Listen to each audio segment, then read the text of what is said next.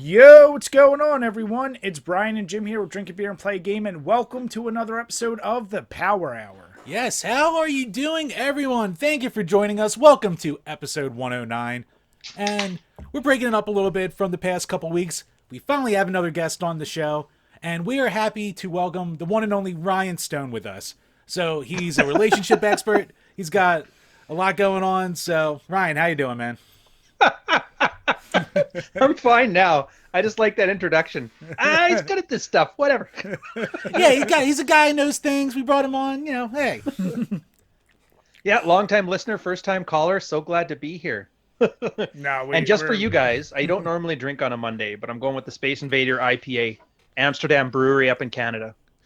Yeah, that's one we definitely got to try and get our hands on. And wait, you're telling me Canadians aren't just like us and drink every day of the week? Well, the COVID, obviously. Or I guess, yeah. I don't know if YouTube still lets you say that. Dude, they've done it. It's like my girl's work meeting. She sees like everybody's day drinking. And after lunch, everybody gets more pleasant. I think that's the one advantage that's happened here. Social harmony? Yeah, we've gone back to like 1960s, 2 martini lunches. Exactly. Go back to the bar in the office. Yeah, get more deals done. So, Ryan, First, thank you so much for coming on. And before we go any further, please plug away. Where can people find you? Website, YouTube, just plug away. Oh, well, I got the website, ryanstone.com, and that's if you like reading. But I mean, we're on YouTube. Just come check it out on YouTube. I do a whole bunch of different shows, breakdown. I kind of, like when you guys say relationship expert, I wouldn't say that's fair. It's more so that I just got like OCD about this kind of stuff. And then, how it's would just mostly you can honestly breakdowns. And I used describe to it be better than I can. So how would you describe like it in general? Yeah, well, I used to be a teacher back when I was in the military, like in fleet school. Yeah. They give you your first shore posting, it was teaching. So I just liked that.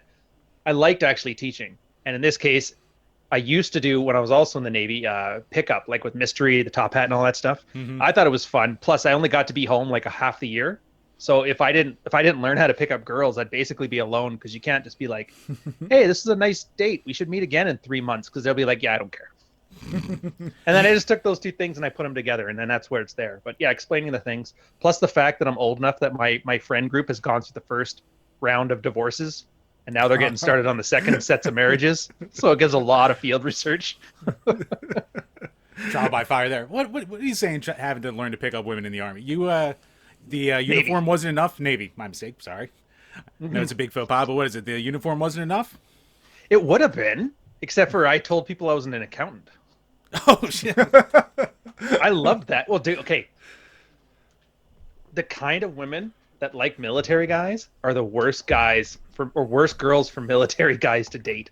Like, as you just knew something was up when you'd be like, when they like see a beret on your thing and they'd be like, hey, do you know such and such and this guy and this guy and this guy and this guy? And you're like, oh, I have to go. You're like, you have a lot of friends. What's going on here? Yeah, a lot of people. You know a lot too much. I just wanted to play Modern Warfare. I don't want this nonsense. Yeah, right? Mm-hmm. So let me ask you then, as you've been doing this, is it more people like our age in our 30s, or is it more people in 20s that seem to be responding and following up with you, like with questions or feedback? Actually, it's funny. We got two bell curves. The first group, I call them like the never had or had a name for it, whatever. The guys like 25 to 30. Mm-hmm. Those are the ones that haven't been married yet. They maybe had some troubles even getting there, and they want. The other group are the guys at 40 who are like either the rough spot in their marriage, or they're pretty much going through the throes of divorce, and then how they go through there. So it's really just about those two different life changes on guys, which is neat. Mostly because the guys that are closer to the 40, they're fearless. They'll do whatever. And they learn this stuff rather quick. The guys who are like 25 to 32, it's like pulling teeth to get them to do anything. Now, I don't know. Maybe it's because I was raised on a ranch. Maybe it's because of the military thing. But the idea of just like not doing things kind of irks me. And I can't blame them on being millennials, because I'm a millennial. So I got nothing. I don't know. We used to mess around. I mean, I think that's the one thing every guy knows, that if you ever do want to pick up a girl, you can't care. You can't try too hard. And it's funny because every guy we know, as soon as they got a girlfriend, they're like, now girls are hitting on me. It's like, because you're not caring. You don't try. Like, Yeah. The confidence is there. Well, yeah, it's little things, subtle things. Like girls are very good at subtext and body language, and when you're not actively trying to hit on them, they don't get any of that neediness off of you. It's totally accidental. Of course, I was stupid when that first happened to me. Like you caught on to it. When it first happened to me, I got angry and confused. I'm like, why are these guys bugging me? It was like some weird war room conspiracy where they're like, he's hooked. All right, let's go fuck with him a bit. Oh, can we swear on this or no? Oh, yeah. Whatever you Okay, good. Just checking. Drinking's come on. fine, but the cussing, I don't know. This is We're right. drinking on a Monday night, and Jim has a whole bit called Jim's Krusty Corner for a reason. So, Ooh, you're going for that AVGN crowd. Yeah, Now, we're let too me ask old, you and this. after a couple beers, we just don't care anymore. So. you are Yeah. also, so being someone who's into gaming as well, one of the funny things I've seen, and especially I guess it's got ramped up due to COVID, but they've been saying like with the increase in gaming and stuff, there's been a concern of like, guys aren't going out there being social enough. There's a concern about that, but I almost say if they are able to game online and talk to girls in an environment where they're comfortable and they gain their confidence talking to girls through that way, is that a good thing if they're able to do that? That's, of course, assuming they are doing that. I mean, what's your take on that? I don't know. I don't even like texting. I feel like that's like the most boomer take you're going to hear from me, but there's just something about face to face that makes all the difference. I think online dating did more damage than video games ever have on that. And to be fair, the guy I work with, Rollo Tomasi, awesome author. He's been at this for like 15 years, but he had a great article. If it wasn't Xbox, it'd be something else. Yeah. The reference that guys are hiding with the video games and, they're not going out there and talking to girls and being great little men. It's like, yeah, but if it wasn't that, they'd be just doing something else. Yeah. I mean, back in the day, guys were just gambling, and now we're talking about Bitcoin. Yeah, Same exactly. thing. Exactly. Instead of being like alcoholics, guys are smoking weed all day. Yeah, edibles and this and that. I mean, yeah, you change. Yeah. It's one vice for another. Exactly.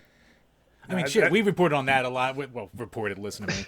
But there's been a ton of articles, especially during COVID, about people being like, oh, well, now you're just sitting around in Discord servers all day, playing video games the whole time. It's like, what the fuck else am I going to do? Like, shit. Well, to be fair, I wrote a book. Touche.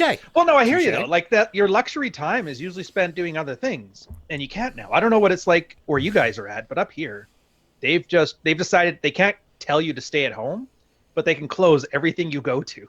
So, like, I could go outside and just, like, stand in the street, stare at doors.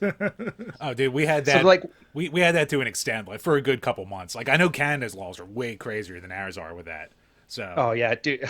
I didn't get a chance to go out and have dinner since March last year. There's been 1 week, which was like a month ago, where we went out, and the guy was like apologized, like, sorry, we only had like 24 hours notice to open. Our menu's got like, bagels and that's it. We're like, give me 4 of them. I don't care. You're just happy to be out of the house. Yeah, I mean, we've slowly started to open up, but yeah, I worry not only. I can't imagine being someone in their 20s, the prime time for going out, meeting people, and you're in this situation right now. Like, that sucks beyond belief. Yeah, and to me, it's not even like whatever. You can have most people aren't really following quarantine anyway. Yeah. But you never know if that's like a Karen on the other end who's going to like rat you out for not wearing a mask, get cops called on you. And of course, they show those stupid stories of cops busting down the door because the guy's not wearing a mask on the toilet or something like that. It's just weird. But I think it's not so much that it's like detrimental to all guys. I think the kind of guys who are maybe on the cusp of being social, and then other guys who are like super social, those super social guys go out, they don't care. Right. They'll wear a mask, their nose hanging out and whatever. And some girls are just so stir crazy, they'll go hang with anybody, stave off boredom. But then the guys who are kind of like, if you pushed them, they'd kind of go out and meet somebody. Now they're just like, yeah, no. That's why, to answer your question before, which I never really got to either, where do I think the online chatting to chicks thing helps? I just don't think it's the same thing. I think that's kind of like saying porn. If you watch enough porn, you'll get good at sex. I just... Nope. I haven't seen any research to support it. Here's my Redditor answer. Jim, you said nope way too confidently there. Look, bro, I don't know a lot of things in life, but I do know correlations and ones that don't work out. Yeah, like to your point, especially with the whole dating thing, like, it was funny. My wife asked me the other day, I forget what the fuck we were watching, but she was just like, So, you glad you're not dating? I was like, I couldn't imagine fucking trying to date in this day and age. Like, I've been with my wife since 2010. Started dating, married since 2014. So I'm just like, holy shit. Like, I missed a whole generation of, like, online taking over and, like, people not really even meeting that much anymore. I was going to say, yeah, because you're like me. You kind of settled down before Tinder became a thing. Yeah, I missed that boat. I mean, what? Yeah. Jim, did you date before then? I wasn't a very good dater before then. I had a couple small relationships, and then by the time I got to the point where I could go out and, like, if I wanted to, I get like walk away with a number or whatever. Then it was like, oh, I met my wife, and then that went away. Had a very small window of opportunity. Funny how that works, isn't it? As soon as you got good at it, one just swooped you right up. Yeah, right. And back to the point earlier about like girls finally talking to you. So we'd go down to like Irish Weekend to the shore, big festival and shit, going to the bars and dancing around. I'm standing there being a drunk jackass, and all of a sudden girls start dancing with me, and I'm like, oh, okay. We're like trying to wingman a buddy, and the girl's like, you can come closer, I'm like, I gotta go see my girlfriend, and then ran away. So I was that classic schlub. Smooth. Yeah, right? Jim's Mr. Suave. Let's put it that way. Oh, don't worry about it. You're not the only one that sticks your foot in your mouth. Closest I got to that one is I was at Fleet School, what I was talking about before, teaching. One of my students was doing a security clearance. You had to give him a top secret clearance. And so I'm running through it with them, and I'm like, okay, at this part, put your wife's name. And he puts a name down, Melissa, and I don't want to dox her or anything, but Melissa, blah, blah, blah. And I'm like, hey, I remember this girl. I actually talked about her in the book. She was a girl I dated and then left and then got back together with because she got a boob job. But she was the worst girl I've ever dated. And then as soon as I said that, one of the other guys, we were all in the teacher's lounge, like a big bullpen. One of the guys was like, I remember her. Man, she was fun. And then like 4 or 5 instructors were like, oh, yeah, we used to party with her all the time. And then the students there sheepishly going, yeah, it's my wife. It was like this. Oh. And the worst part is because there was a guy who was going to get shit on because he was because you usually have him stand outside the office when you're going to shit on him, make him stand there at attention so they feel nervous. Yeah. So he heard this. So naturally, the entire class spread about it. And then he was known for that entire semester as the guy whose teacher railed his wife. Because I opened my stupid mouth. That poor guy. That poor guy. Oh, I don't even want it. Your guys are way too PG-13, but yeah, poor guy in so many ways. She was worse. I think the only person that's worse than her is Casey Anthony. Wow. That's a big leap right there. Holy shit. Big leap. I was trying to think of another girl I could put in between, but I'm like, no, that's just like her, then Melissa, then the rest of them. I got nothing. Maybe, what's the one from Jersey Shore? She can go right below Melissa, like slightly better. Snooki slightly better. Okay. I see what we're working with here. Damn.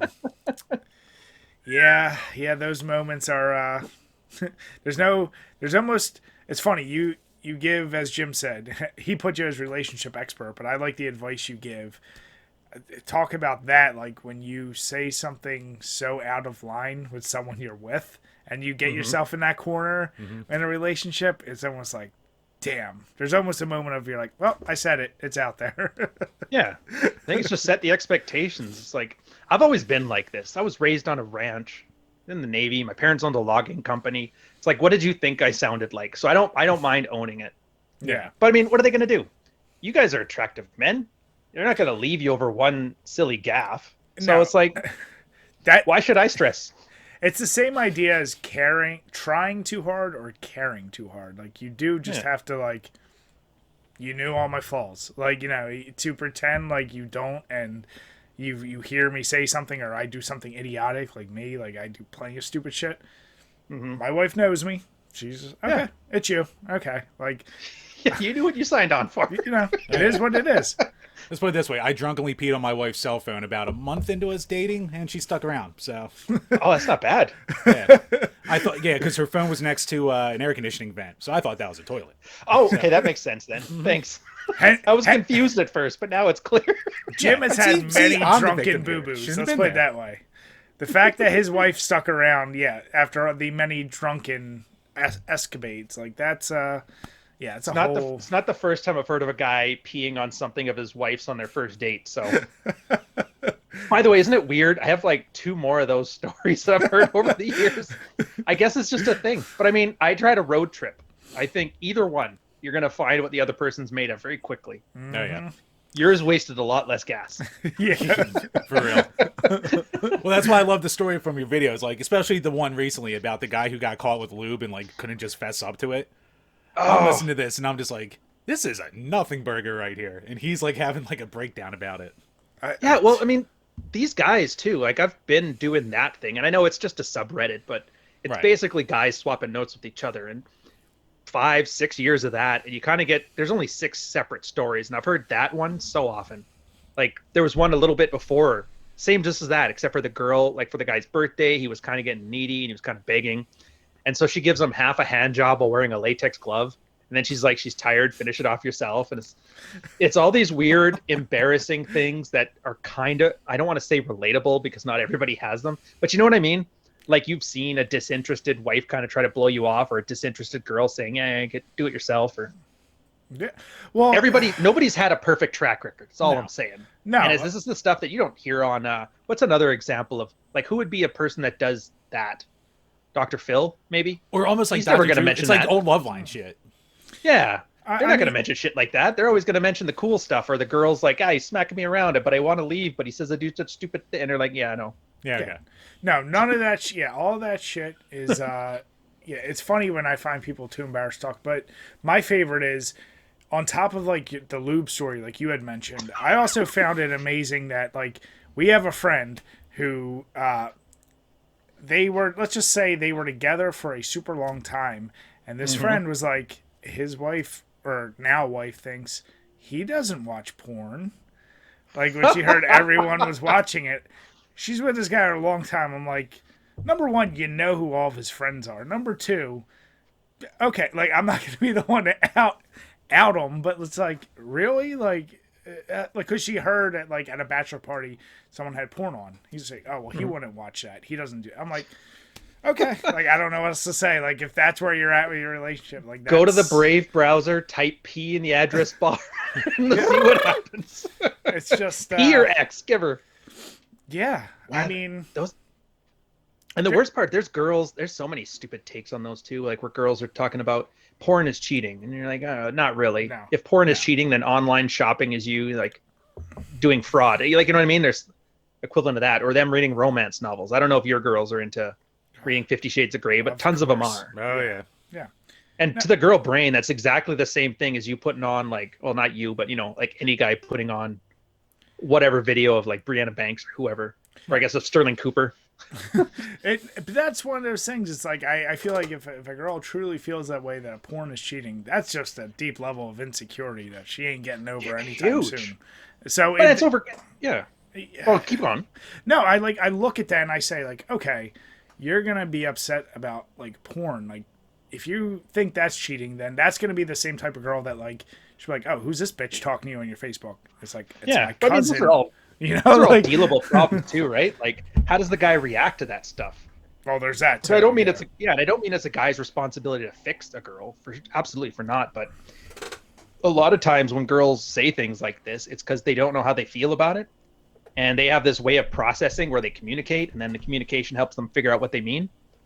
So if a guy starts acting defensive, getting angry about this stuff, it kind of in her mind it's like her saying, oh, I think I've hit something here, I think he's acting suspicious, super sus, I think something's up. I mean, we can understand it when it's playing Among Us and he's acting sus. They don't normally talk like that. For some reason, Pornhub and all the rules go out the window. But instead of a guy is just like, yeah, but you know, I'm never doing it while we're having sex. Yeah, it's only during Shark Week or whatever, and then it probably would go away. But so many guys are so worried about like offending girls out of this weird deep-seated fear of rejection that they just walk themselves in all kinds of stupid traps. But I mean, you guys are past that now. Obviously, married now, you've learned how to kind of just own who you are, and doesn't really apply to you anymore, which is nice. I've pulled the 180 on that with one of the exes who asked that, like, do you watch porn? I said, yeah. Do you want to see what I've seen? And just hold it, like, you know, it's like, yeah, like, do you want to watch it? Like, what? Yeah, don't. The idea of the hiding shit is the silliness, and.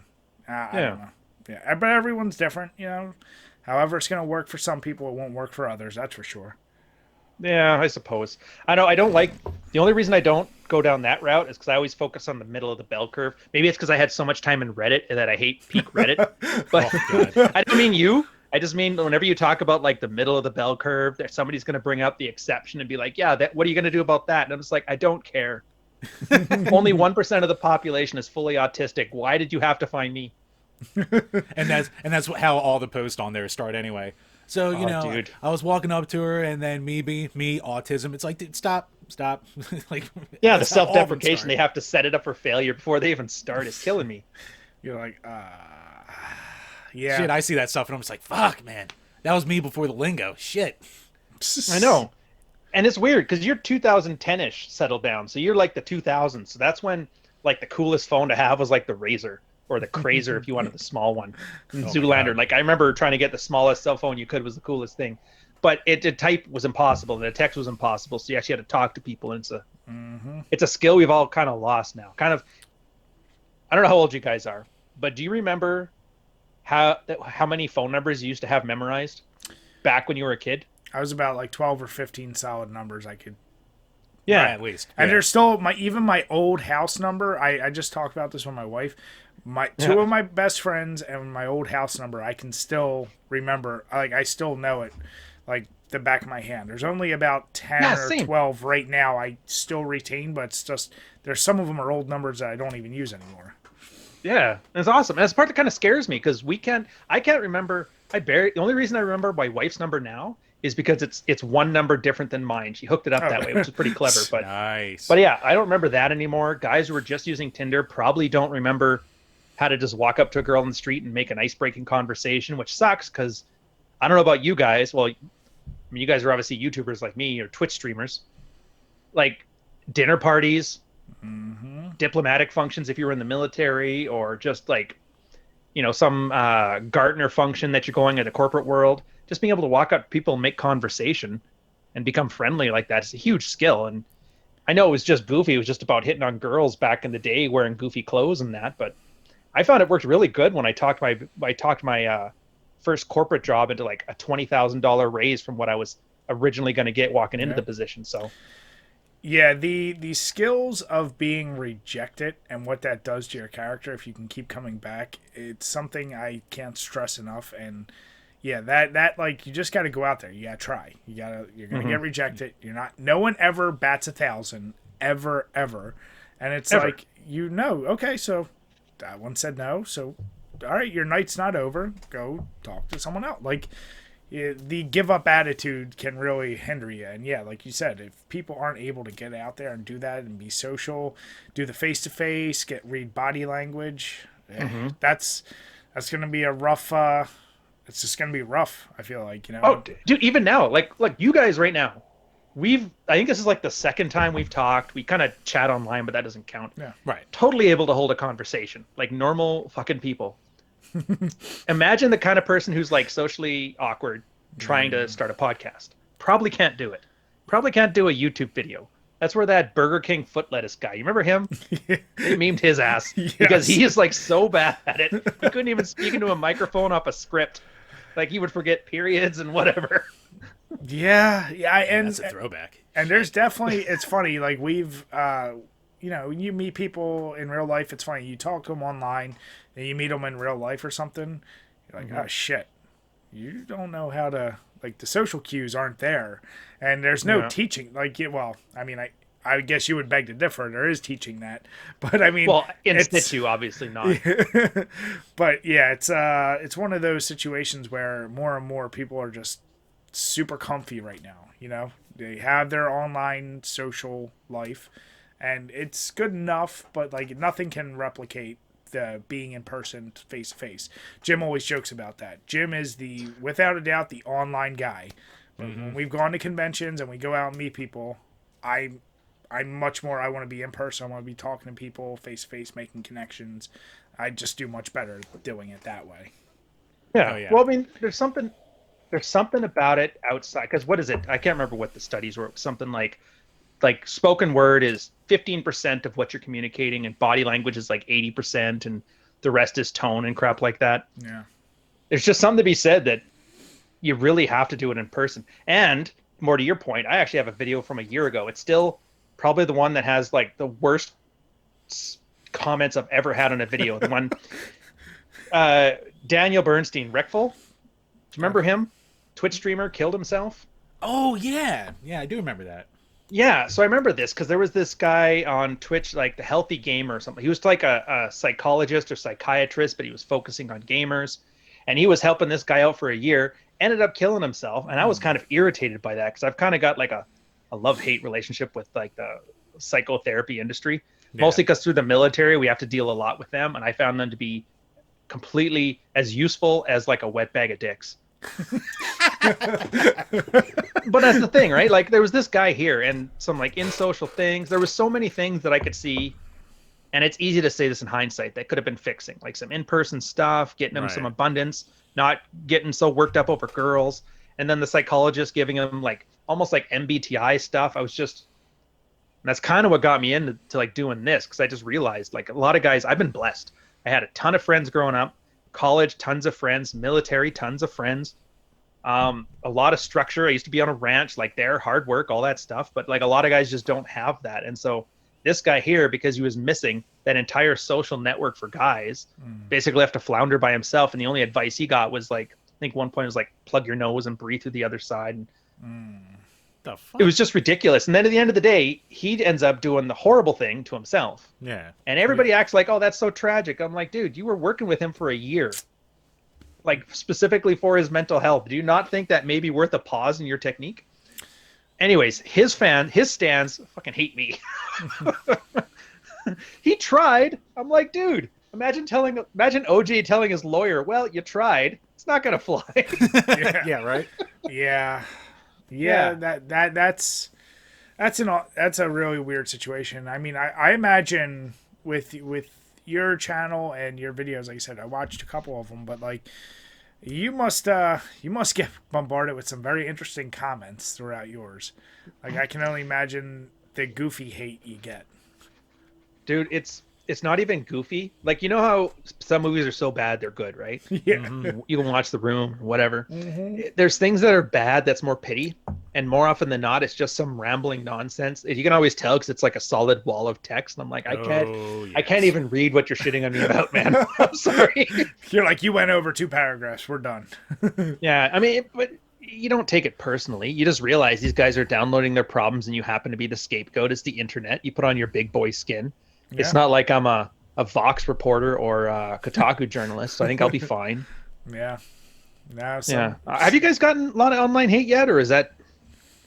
It's not a lot. Like it always be random. A couple videos will get a lot of hate, but for the most part, like we don't have that. Like so, like when you said like the raw of text, I immediately thought to like our 3 like big videos. Like you're talking about like giving guys like walking guys through a problem or something like that. I'm like, we said the wrong Mortal Kombat like character was on a list of like the worst characters ever, and we get a line this long about how Nightwolf is a godsend and we're fucking retards. So like, yeah, it's never like. See, I imagine when you get attacked because it's you're in theory your product, your videos are you and giving advice, so they're like almost coming at you. Whereas us, like, yeah, it's more like, oh, your opinions of that game are wrong, or you're like talking about this, it's wrong. It's like once in a blue moon, it might be something out of the ordinary. But then I think it's time for me to get the second channel going, become a professional Tekken player, going after that main man sweet I was just about to transition into that because it's funny because your streams on your gaming channel, which is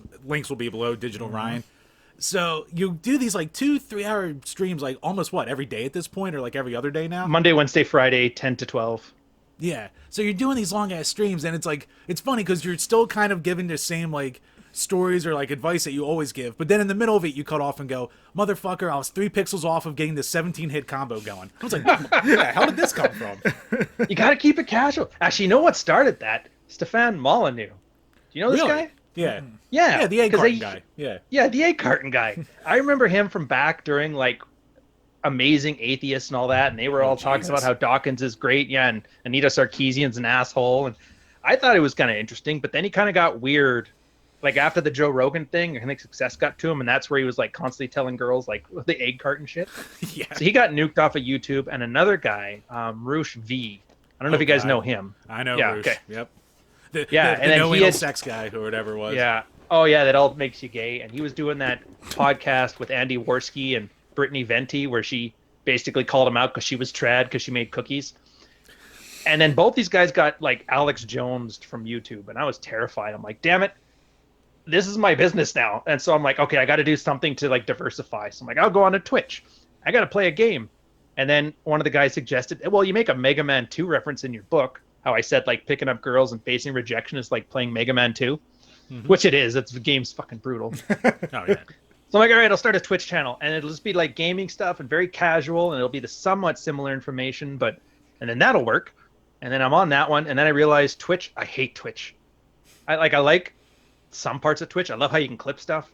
I don't know. You guys are still on there. Do you? Oh yeah. Yeah. Oh, I guess yeah. Of course you enjoy Brian's the main. No. Twitch guy, Let's put it this way. I don't like he had the fun interface. clipping me last time. Well, what's nice is we've had people now, like, we'll set up the moderators or stuff, and I'll say, hey, if you wouldn't mind, run a clip of that for me. Because otherwise, Nice. I have to download the video, do it myself. And it's just like, yeah, the interface to me isn't the best.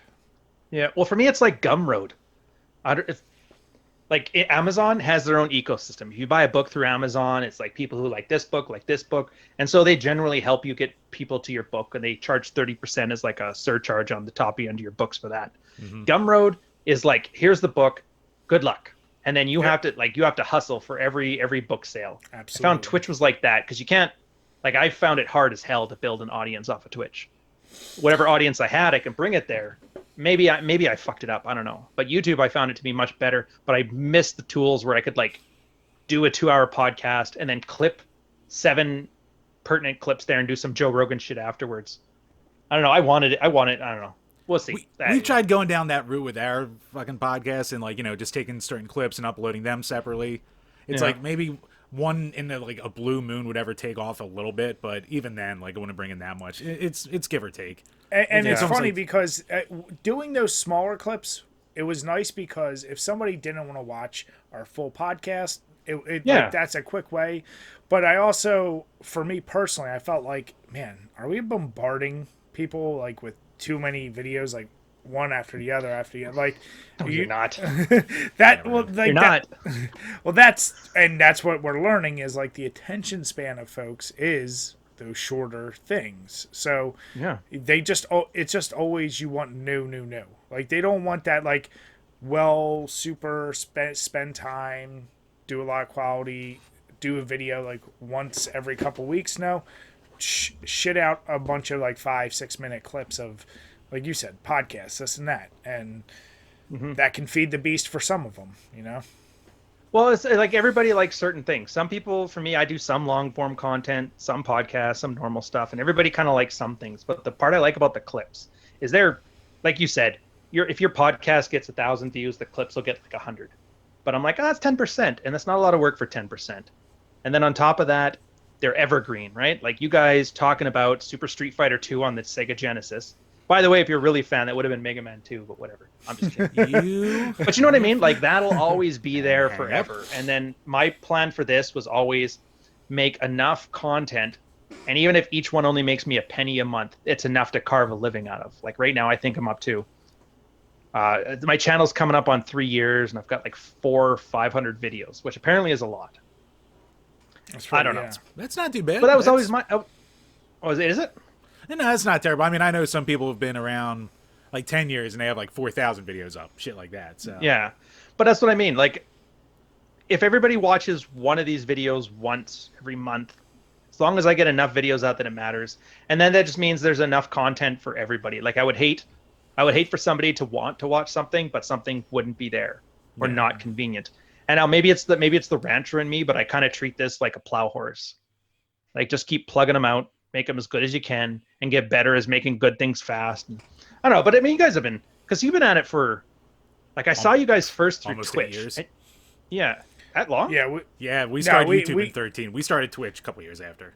Yeah, Twitch was like a thing like we would do so sporadically, and then I'd say the past year, basically thanks to COVID, essentially, I was like, I was like, shit, I guess I'll try to get more consistent with streaming, and then that's when I start doing at a minimum every Thursday night. I like have plans for others, but between being married, having kids, like your time is you only get so much time in each day, so it's like okay, I know I can dedicate every Thursday night. If I can, I would like to do more. And we've been lucky. Like we've gotten a lot more followers just in this past year. But it's one of those things. It's like, You guys are saving mental health, man. And I know it sounds like I'm fluffing you, but no, it's guy's at home. He's been home for 2 years now. Hasn't been able to do anything. At least watching a guy drink beer, play a game, gives him some amount of like cope, Some escape at least. Yeah, some escape. Yeah. And I don't know if you've watched drink it. along There's with a lot us. of You're not crap drinking out there. alone. You're drinking with us. Exactly. You're not the alcoholic. What is the joke? The parasocial relationship. He's just a friend in real life. Exactly. No, it is fun doing that, and even the channels. Like I said, I've always been torn. To your point, clipping the podcast, it's not a hard thing. It's one of those things. Like I said, I didn't want to bombard it, but I actually now like giving enough of a lag of saying like, okay, that podcast was out a while ago, but sometimes we do specific things like talking about, is this game overrated or underrated? And someone doesn't need to watch a 2-hour podcast to get to that. So if they just want to hear us talk about that specific thing, then boom, it's there for them. Dude, I love stuff like that. That's how I got back into Project Zomboid, because I was like, should I get this? It was sitting in my Steam library since 2013, and I'm like, maybe I should try it. I got to stream something. And then one of those like literal 5-minute things about it was there.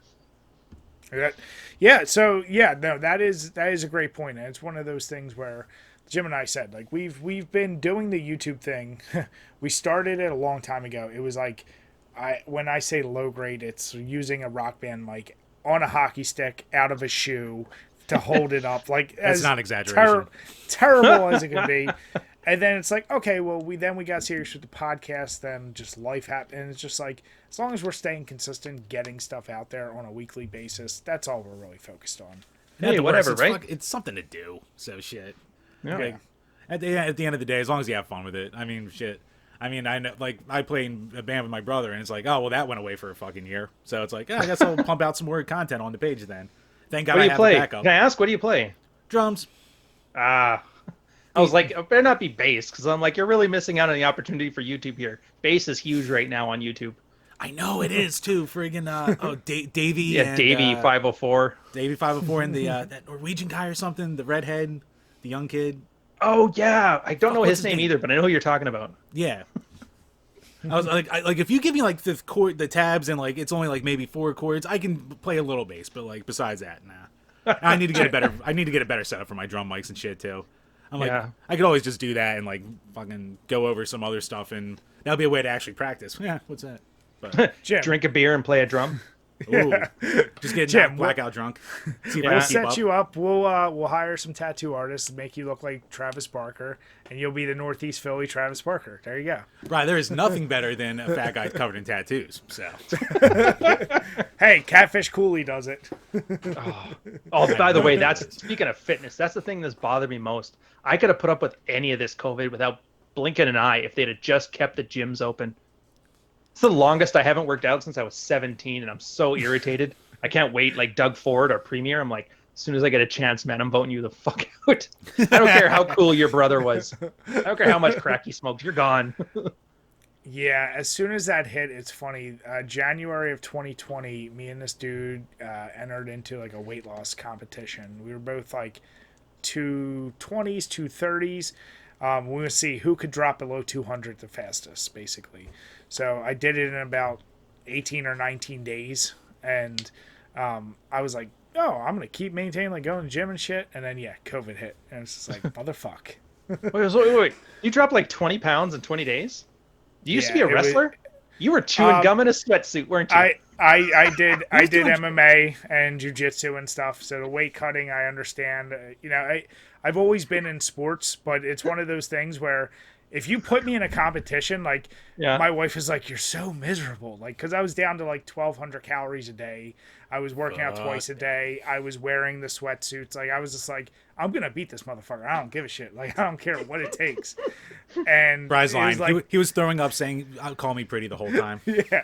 Nice. It was one of those, as soon as I won, I was like, all right, I'm going to get like some donuts, some pizza. Like, I'm eating all the bad shit I can. Oh, dude, you sound just like my buddy Ben I used to sail with. He was like that. He was training MMA.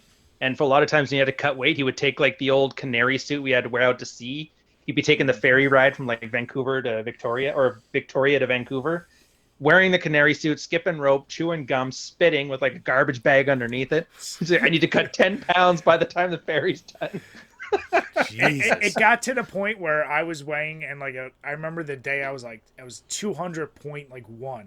I was like, I'm going to the gym. I'm sitting there and I just have I don't know how many layers on. I'm on a bike at the gym. I'm just miserable. I'm like, I'm gonna fucking do this. I get home, it's 99.7. I was like, oh shit. And the goal of this contest was you have to maintain that for 3 days. So as soon as I hit that number, I was like, all right, I'm just having water here and there. Zero salt. Yeah, I was super miserable. But it was one of those things it's just, I'm going to win. If you put me in a competition, I'm going to get serious about it. Hey, whatever gets you there, right? Yeah. Oh, that's awesome. But like you said, then COVID hit, gyms closed. I'm like, oh, fuck. There's only so many push-ups you can do at home. And, I don't know. Yeah. I prefer going to the gym. I'm with you, too. They even had a weight. You couldn't find weights anywhere. People that bought all the power blocks. You'd have to buy a set of 50s for $1,400, and you're just like, what the hell? Yeah. Finally, a year later, I've got some cheap Chinese knockoff power blocks. Somehow, I don't know how, toilet paper and free weights were the two things that we lost during COVID. Yeah. People sitting there like Rocky 4 or Rocky 5, lifting logs off the ground and wiping their ass with the tree bark. It was the weirdest thing. Yeah, people got real interesting at that point. I still can't figure that one out. Of all the things to hoard, toilet paper. It's because one asshole on Facebook went and bought them all, and everyone went, "Wait, what's going on with the? Is it all going away? Oh my god, I gotta buy it all now." Yeah, this weird mass hysteria. It's I don't remember in 2001 War on Terror all of a sudden being out of sweatpants or something like that, right? They never had those weird specific shortages there. It was just the only thing we were short on was glassing sand. Yeah, pretty much. Yeah. And if we made up for that in the past 20 years. I mean, that's the same shit. I don't know if you deal with this as much as we do, but oh my God forbid there's a big snowstorm coming. Milk and eggs, no matter what store you go to, get cleared out. That's the only things people buy from a supermarket. It's just for us, but eggs. flour and yeast. Okay. The sourdough glut of 2020. Holy shit. yeah. That took off randomly. Yeah, the amount of people baking bread and doing sourdough, especially. And I think there was a YouTube channel that caused it. There was this German guy who made sourdough, and all of a sudden he was talking about his channel gained 100,000 subscribers overnight and shit like that. I think it was the same thing. Mm-hmm. So that one guy ruined an entire industry for an entire city for me. Sons of bitches. Yeah. The video wasn't even that good. He just kneaded dough for 90 minutes, and he's like, yeah, it still is fine, even if you need it for this long. I'm going, well, that's great. But my girl got really good at making sourdough, so that's all good. There you go. There you go. Yeah, that's an hour and a half drive to find flour, but it's worth it. Nice. So Ryan, now you, I know you Tekken is obviously that's your main go-to, but is there any other games you've been playing recently that you just play to kind of mess around or fuck around with, or is it still just mainly Tekken? Honestly, I do like Minecraft. Unironically, is it cool again, or is it not cool again? It came back. Yeah. Good. I mean, it's one of those games. It's I never understand why people hate on a game. If the game is good and people enjoy it, I don't get why people give people shit for playing a game that they enjoy. Yeah, but I like it. You can pick it up, you put it down. It was like the giant box of Legos, except for I don't have to step on Minecraft blocks. Yeah. Project Zomboid and Factorio. Watched a Leafy video where he called it the greatest game for autism. And so I tried it out, and I'm like, oh, okay. It's I get it now. It's you create your own circuit board. And I kind of got hooked on that a bit. But for the longest time, and dude, this is one of those things where how guys are oh, what's the newest thing? I'm playing the newest thing. Me, I'm the guy who will play a game into the ground. For SimCity 4 was out, and I played it for 10 straight years, and that was it. Mm-hmm. I played that on deployments. My buddy used to wake me up in my rack. I got 4 hours of sleep a night. It's hey, my factories aren't working. And I'm I haven't slept yet, you asshole. But then, I was huge in the Modern Warfare 1, 2, and 3. But then they started adding Alien Attack with robots, and I gave up that. But right now, Zomboid, Tekken, Factorio, and Minecraft are the big ones. But Tekken, I haven't played it since 3, man. Oh, I forgot how much fun that was. Tekken's amazing. Yeah, still my favorite 3D fighter for sure. Yeah, back in college. Well, how many more are there? Go through. Up to like 7 now. Up to 7, and if you don't no, count I mean all like the, other like, 3D fighters. There was like Virtua Fighters long gone. Yeah, that has been around in ages. Soul Calibur still has ones out there. Like a lot of the games, Mortal Kombat tried to do some 3D adaptations, which we found fun, but they weren't. I was going to say, great. you like the new Mortal Kombat's? I tried them. See, the new ones I actually like a lot. Like MK 9 through 11, I like because they're this weird mix where you actually get a story, plus like the X-ray and brutality modes. And going back to 2D after being in such a only 3D fighting games was like all I played. Yeah. And then bringing me back to 2D, I was like, oh yeah, it is kind of nice being a little simpler here. Like not worrying about a 3D plane. I guess. Like I missed the Street Fighter 4. I like that one. My brother and I used to actually Super Street Fighter 2 in your background right there. My brother and I played that entire childhood. Oh, and I love Mortal, but I can't get Mortal. Like I don't get it. I don't get. Like I don't feel the footsies. I don't feel like any of the strategy and the tactic you would play in either Street Fighter or Tekken. Like none of it's there, and I don't understand. See, well, especially with watching you with how you play Tekken, like you're the mechanics guy when it comes to your fighting games, like definitely. Well, not according to my rank right now, Jesus. Well, I know you could stop my ass, but that's not saying anything. But what do you call it? Like, yeah, I mean, if you're like, I guess with Mortal Kombat, especially the new games, like the fighting mechanics are like they're fine, but like there's a reason they're like not an Evo. Like it's just like as a fighting game that you buy as a consumer, it's like a complete package because you get like 1,000 different modes, 1,000 different unlockables that you don't have to like actually use money for. You get like a full story and like a good fighting game, I guess. Whereas like enough. Back in the day it was just like, oh, the gore thing to make your grandma have a heart attack. So that was the gimmick that worked for it. But then eventually they're like, oh, we got to make a real game out of it to survive. Yeah, like I pointed out. Yeah, I point out to Jim, like games that are in Evo, the competitive fighting games, I said the problem is when you get into that competitive mode, it doesn't matter what character you're using. You're so focused on just the inputs, outputs, like the game is irrelevant at that point. It's just how quickly is it responding to your inputs. So like Street Fighter, like I was like you, I love that game. But I said, at the end of the day, especially if you were going against somebody you knew, you're only going to play as your mains. You're never going to fuck around and be like, let me try Zangief, even though I never play as him. You're just not going to do that. And then, to me, that takes all the fun out of it. With Mortal Kombat, you'd probably be a little more lenient and be like, because it's not all about mechanics, I really want to try something I don't know just to see what their crazy-ass moves are, what this is. Okay. It's a different experience. And for me... You like, hit it's just looser. Yeah, it's like it's much more like you want to just have fun. Like whereas the other ones, if you want to compete, then you get real serious. I feel like with those other games, with Mortal Kombat, it's like it's fun and like Jim said, the amount of shit that's in them is just it's mind-boggling. Yeah. Oh, and plus Evo is online now. Did you guys see that news? It just came out like last week. Yeah, we talked about that. And Sony owns it too. Yeah, Sony bought it. Yeah. I'm not sure how I feel about that. That's like Disney buying like Marvel. Is it gonna work? Is it not? It did, but I haven't watched Infinity War since it came out. Maybe it doesn't stand up. Maybe it's like Garbage Pail Kids. It was cool when I was 12, but now it's kind of ridiculous. Are there too many 80s and 90s references for the show? No, it's perfect. Right now range. Yeah, I mean, the Marvel thing, I was definitely worried about that. I know people who love Star Wars like got more butthurt about the Disney thing because they're like, now it's a Disney. It's like Star Wars was never like great dialogue, great this or that. Like, calm down. Right, it's an adventure serial. If you're gonna get mad at Disney, it's for screwing up the. How do you screw that up? That's like fucking up cereal. But how do you take it and just go? Oh. We just paid $7 billion for this franchise. Okay, you do the first one, you do the second one, you do the third one. What? What's the story? I don't know. Make it up as you go along. Okay. Yeah. Oh my god, I was so annoyed with that.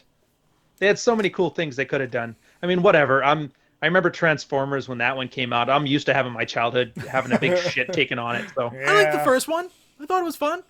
Really, I don't know. I tried the last one, the one that just came out. I kind of like the older ones. All the other ones, I kind of looked at them and I'm like, this movie makes me feel old. I can't follow it. It's like autism on the screen. Everything's just flashing like I'm gonna have a seizure.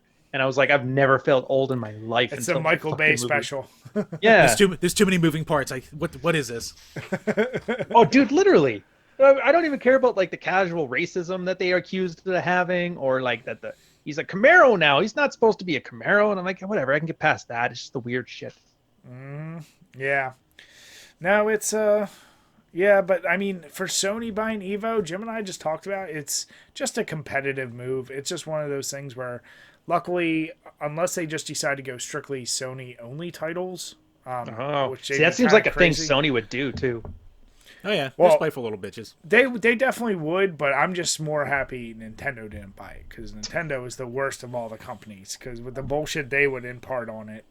Like, I know. Like, well, you couldn't have an online Evo run by Nintendo with how they do internet. yeah, No. They don't do fan service well. Let's put it that way. They make good No, first they party do fan titles, service and great, but... no, they do terrible fan service, because they're fans who want to share shit or add shit. They're like, copyright. I'm a little bitch. Wah, wah.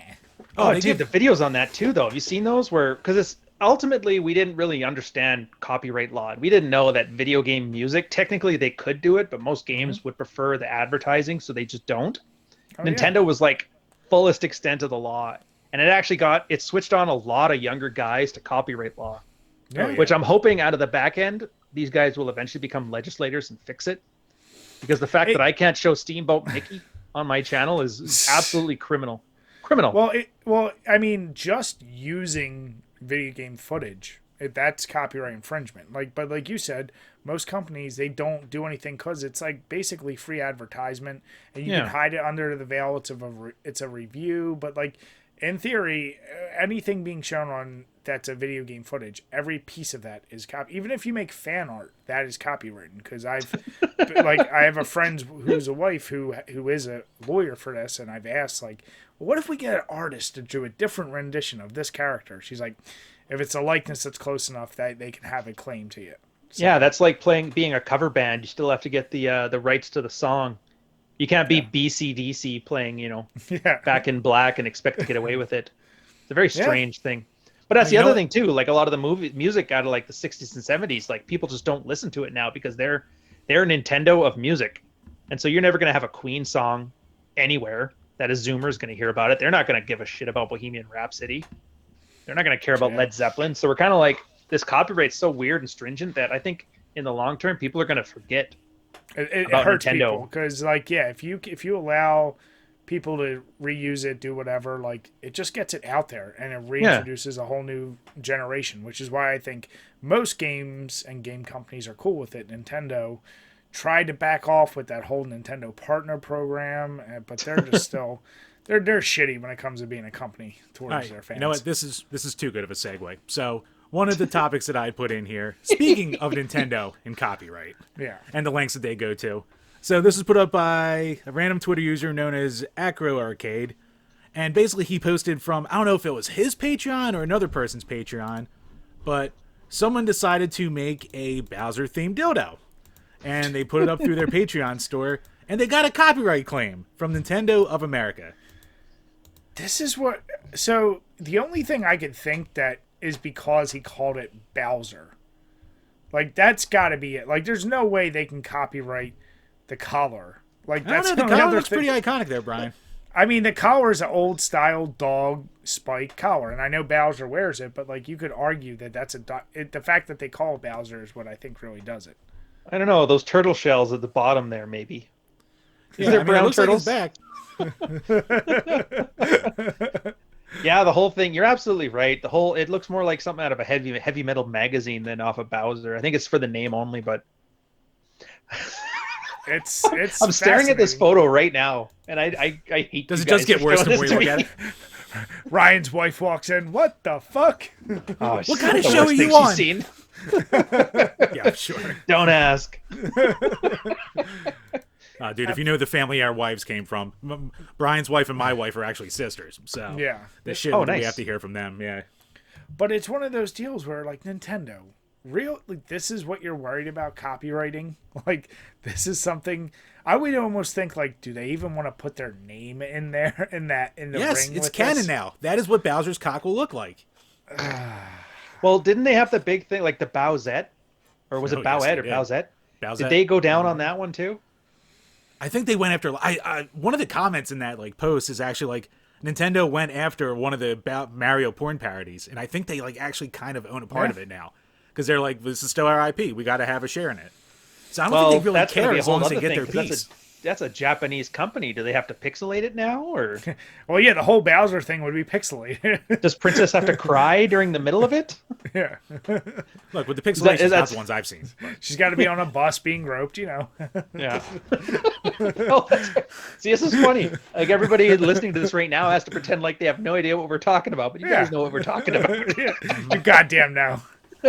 I've been to Japan. Don't tell me you don't know. You can say you don't know, but you fucking know. Yeah. But that's Nintendo for you. I mean, they have their priorities, I guess. It's just weird too. And the modding community has done so many things. Like hell, back in 2009, I remember taking an old Super Nintendo, gutting the thing, putting a micro ITX board in there, and like soldering it up to like the power cords and soldering a controller in there.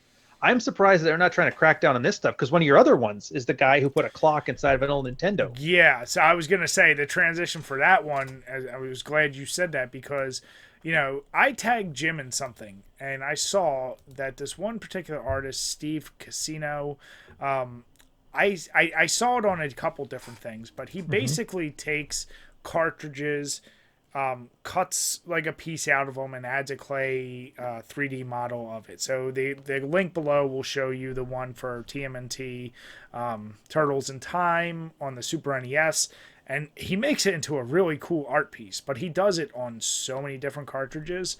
Then Jim, it looks like you found just a whole bunch of like other random ones. It's funny when you brought this up, because like me being the Twitter guy, like I see the retro community, and there's a certain sect of the retro community that fucking hates like taking any old stuff and like modifying it into like quote unquote art. So like there's a guy who took a busted PlayStation and he made a lamp out of it. Or there's a guy who took an NES that was probably busted and he just threw like an old LED clock in there.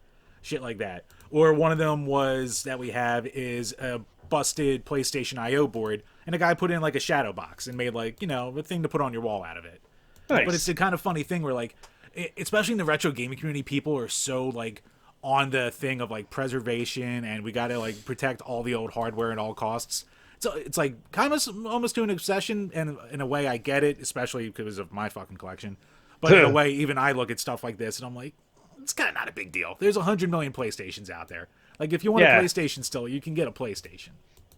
It reminds me of the old car guys. Remember the car guys? They're always about it has to be all the original parts of the old vehicle. It's kind of the same crap that the guys from the 70s and 80s were talking about now. It's just because we can't afford cars and nobody knows how to drive anymore. Yeah. Just do it with the Ninja Turtles cartridge, which, by the way, it does look really cool. I don't know if you guys, like, is there an overlay on this, or is it just a link in the description? So I'm going to be posting the video over top showing that, and I'm going to show a few of the other ones he's done. You know, Jim being the collector, so we've talked about this before. I'm of the opinion, like, this is this own guy's copy. If his intent was never to do anything with it, it's fine. Because we've gotten into it before about something Jim loved and I hate it, where this one asshole was buying like 100 copies of the same exact game just so he could have a shelf filled with the same exact game because he liked the way it looked. What, Mario Duck Hunt? Which to me, that's like, that's wasteful. Now you have 100 copies of the same exact game and you're just doing it for a shelf. Whereas if you bought one single copy of a game, never had intended it, if you want to turn it into an art thing, go right ahead. Like now, if this guy bought hundreds of copies of that game and was doing it, okay, then maybe I wouldn't be as cool with it. I do like his little piece of trolling in there where he opens up the cartridge, takes the IO board out, and flushes it down a toilet. Yeah, just to piss people off. He has definitely had some gamers friggin' reading his comments before, so now he's just doing this to like twist that knife. Oh, well, you've seen like, so he's done this to like a couple different Castlevania games. He's done it to all the Super Mario games. He's done, like, I'm waiting for him to do it to a super rare like game. Oh, do it with little Samson. Do it with something like that. Like I would love to see that. Game. Jim, can we send him your Def Jam? No. Jim, you have 2 of them, and you got them for free. Wait, is Def Jam like a super rare one now? Is that like the old Messier 1980 O-Peachy? It's not that it's rare, just for whatever reason, its price just went woo, through the roof. Oh, you know what? Fair Fuck enough. it. Another good segue. Let's jump into Patreon questions, because that's actually Oh, one shit. of them. So, patreon.com/DrinkABeerandPlayAGame, where for as little as $2 measly a month, you can ask a question that we will answer on each and every single one of these Power Hour podcasts. So, on that note, first up from Gamer Astral, thoughts on the latest vintage game price increases? What the hell is going on? So, Ryan, I don't know how much you keep up with it, but like back when COVID first started, like the price on retro games fucking exploded. And like Like they the were original stuff, or are we talking about like the guys that recreate stuff, like the little mini Nintendo and stuff? No, all the original shit. Like Original. they actually the minis went up too because they stopped producing them. But like an old, like say for example, like Def Jam that we were just talking about, like Fight for New York or Vendetta, either one of those. Like back maybe a year or two ago, you could get it for maybe $20, whatever, complete shit like that. Now Right. it's upwards of 100, and the price and like random shit like that, like SmackDown Here Comes the Pain, a WWF game. Granted, one of the best ones, but a WWF game, like it's one of those ones that like you could find anywhere at a thrift store for like $1 for a decade. All of a sudden, that's the one people wanted because they wanted to relive their childhood. That became a $60 game out of nowhere. So recently, PlayStation just announced they're cutting their support for the PS3, the PS Vita, and the PSP, like the online stores. So as of like July, you can't buy a game on there anymore. Ancient systems, people weren't downloading that much from them anyway. The typical rage of people. So all of a sudden, all of those markets just fucking went off the goddamn rails.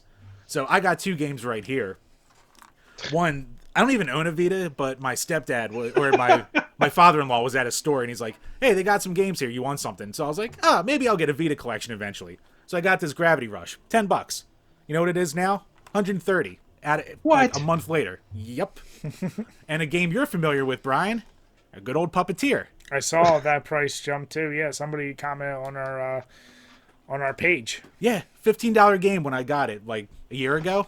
Now this is another $130 game out of fucking nowhere, just because of like that mad rush of like fear of missing out and like, you know, being an exclusive that never got released anywhere else. That's what I'm wondering. Is this a supply, demand, or is this like a black market driving the prices on these things? Both.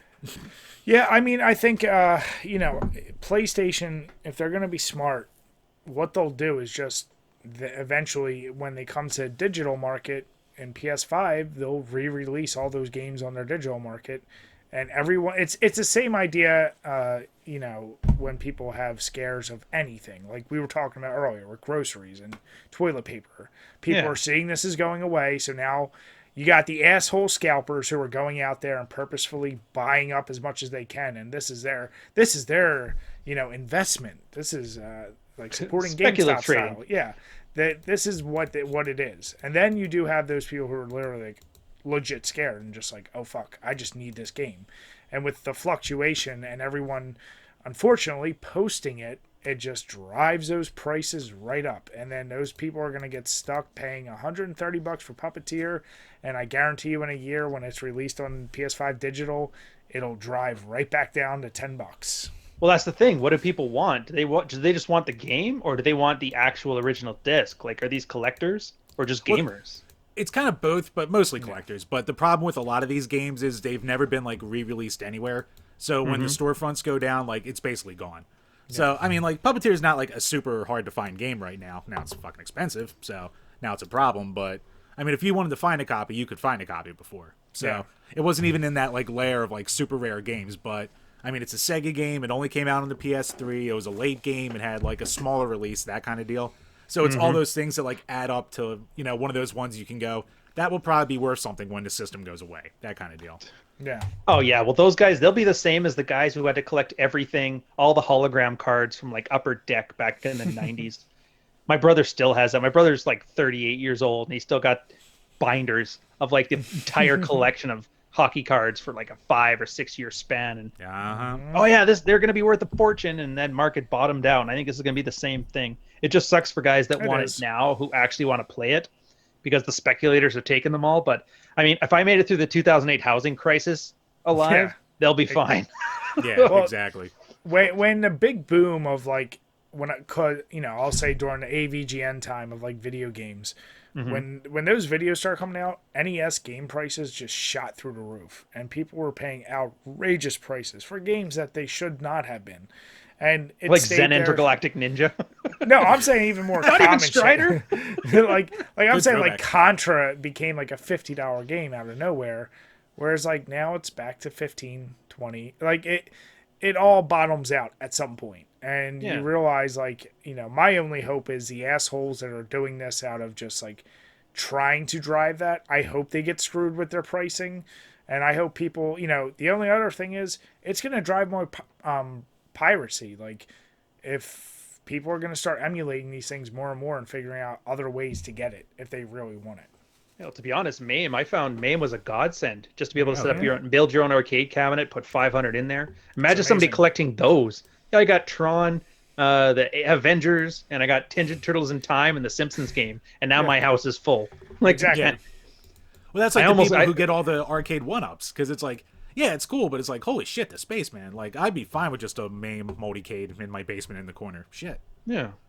Yeah, We were all absolutely. fine with it back when it was Xbox. Remember Xbox Media Center? Now you guys know it as Netflix, basically, but...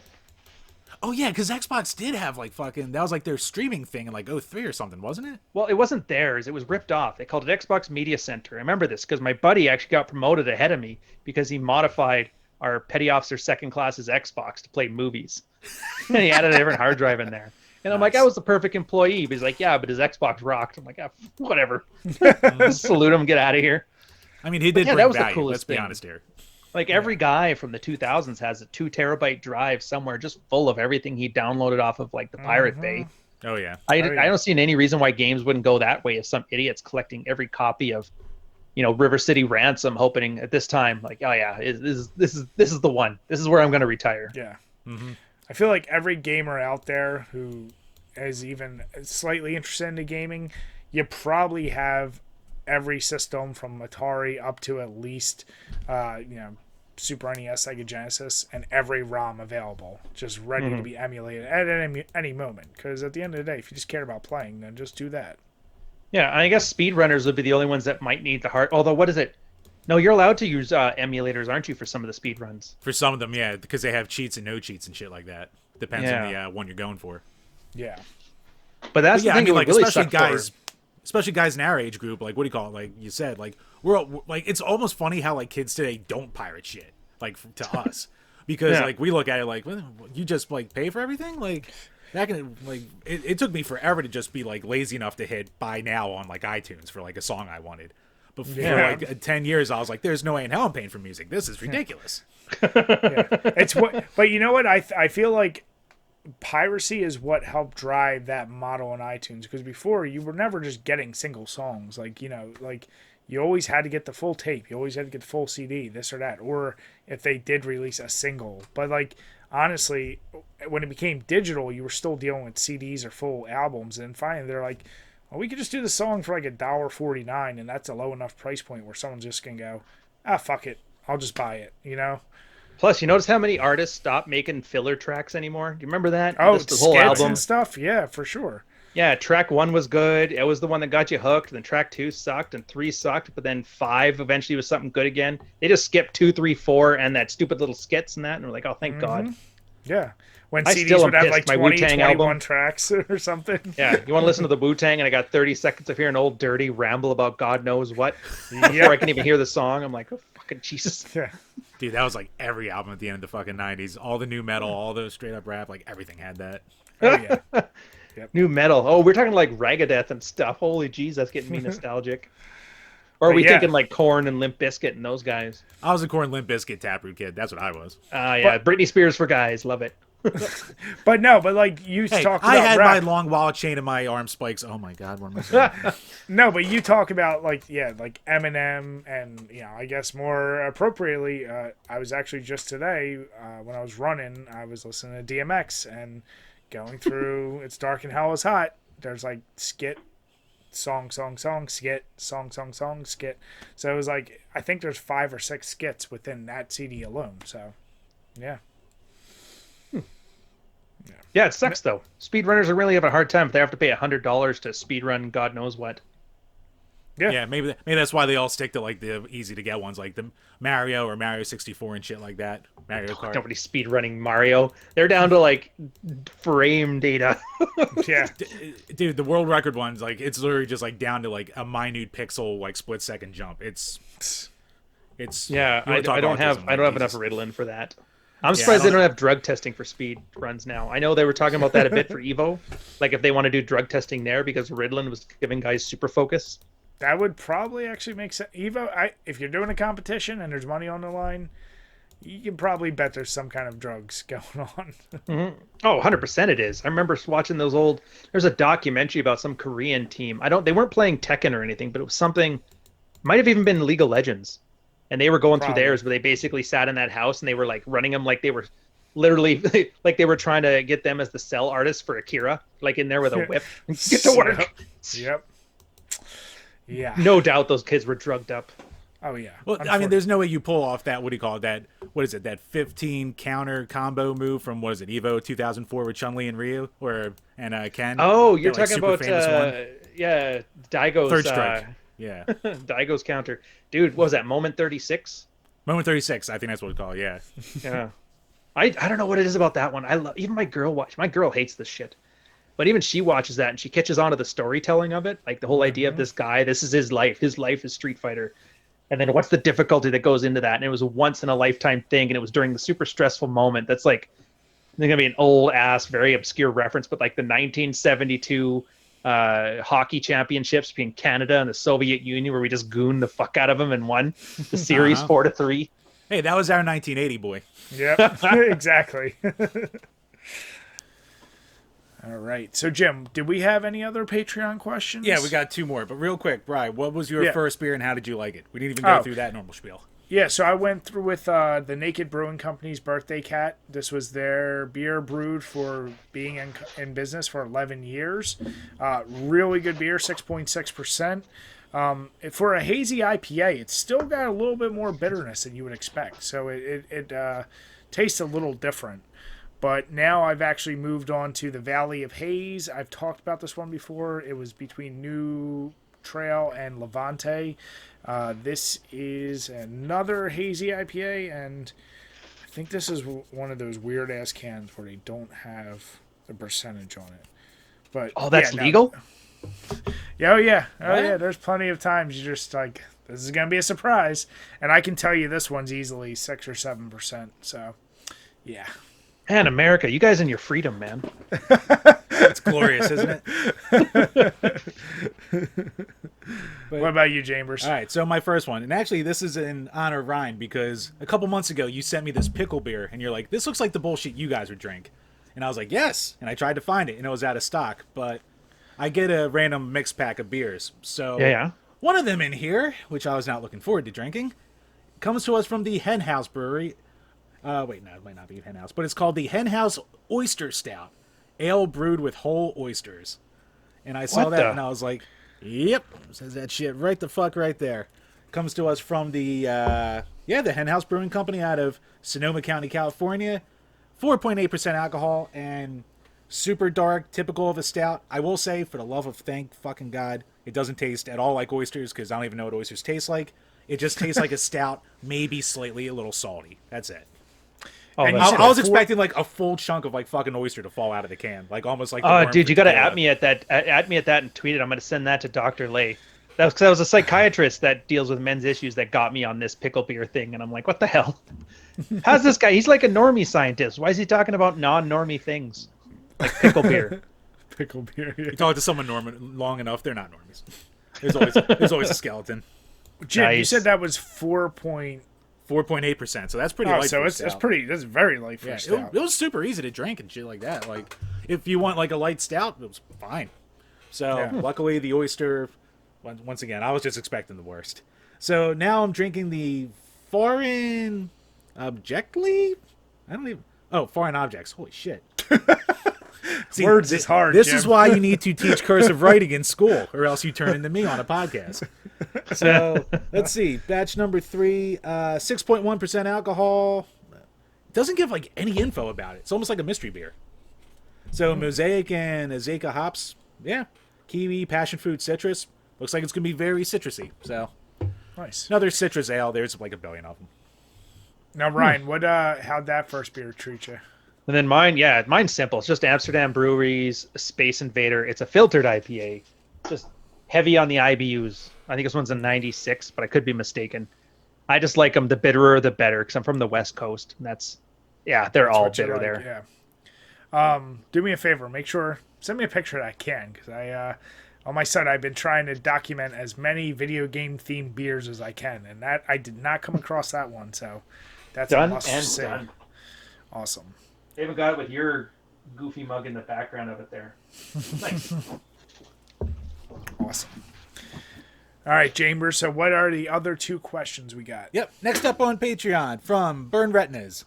With the reports of PS4's internal battery dying and completely bricking your console, do you feel this will be an industry-wide problem going forward with aging hardware, or just a Sony problem? I saw this, and I was trying to follow that thing I guess you retweeted about the guy, like, the battery dying. Like, I still don't understand. Is it frying the actual hard drive itself, or... So, like, when it comes to the specifics, I'm a tech dum-dum when it comes to this, but, like, with older consoles, like the original Xbox or the Dreamcast or even my fucking CDI, like, they have an internal battery to keep, like, the clock and saves and shit like that. And for a lot of them, the battery's, like, hardwired in there. It gets old. It'll fucking start to corrode and shit like that. And for the most part, you can still, like, start your console up and play your games. You just won't be able to save anything.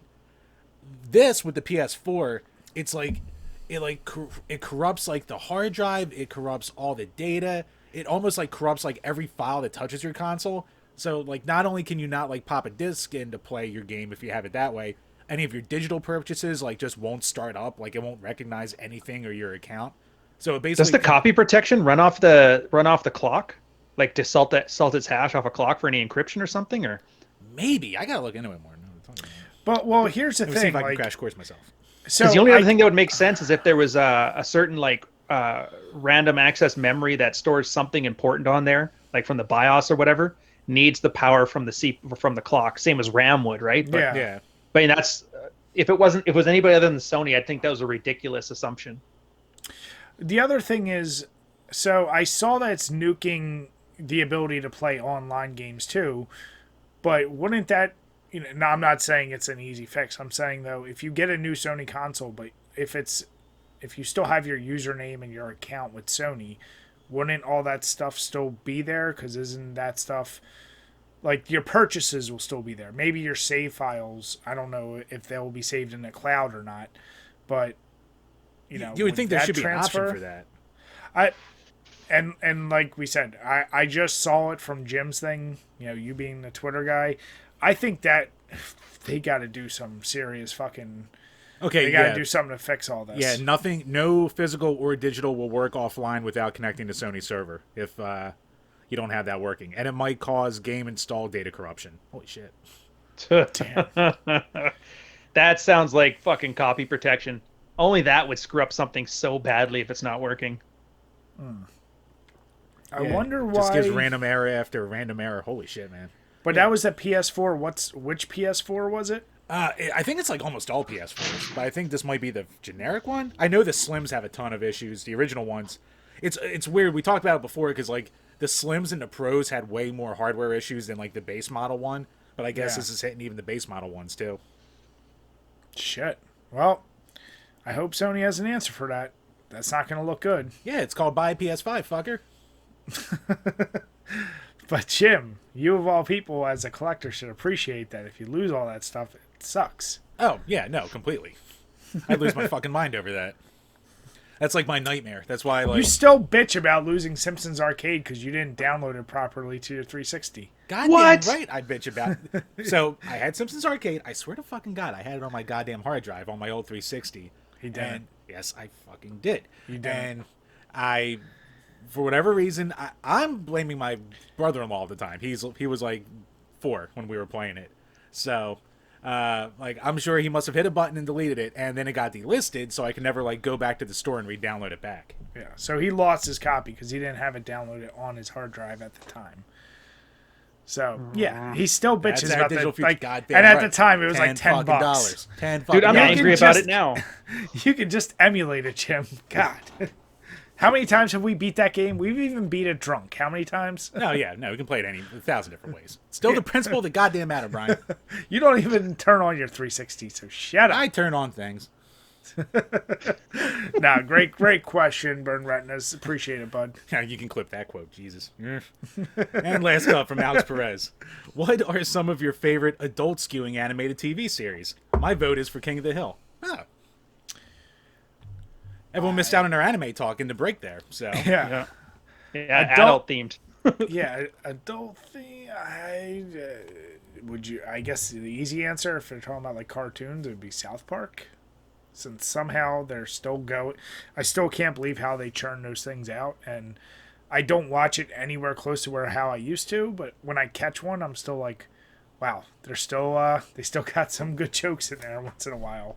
So yeah, I guess that's my pick. Because as we discussed during the break, I don't get to watch that much TV anymore.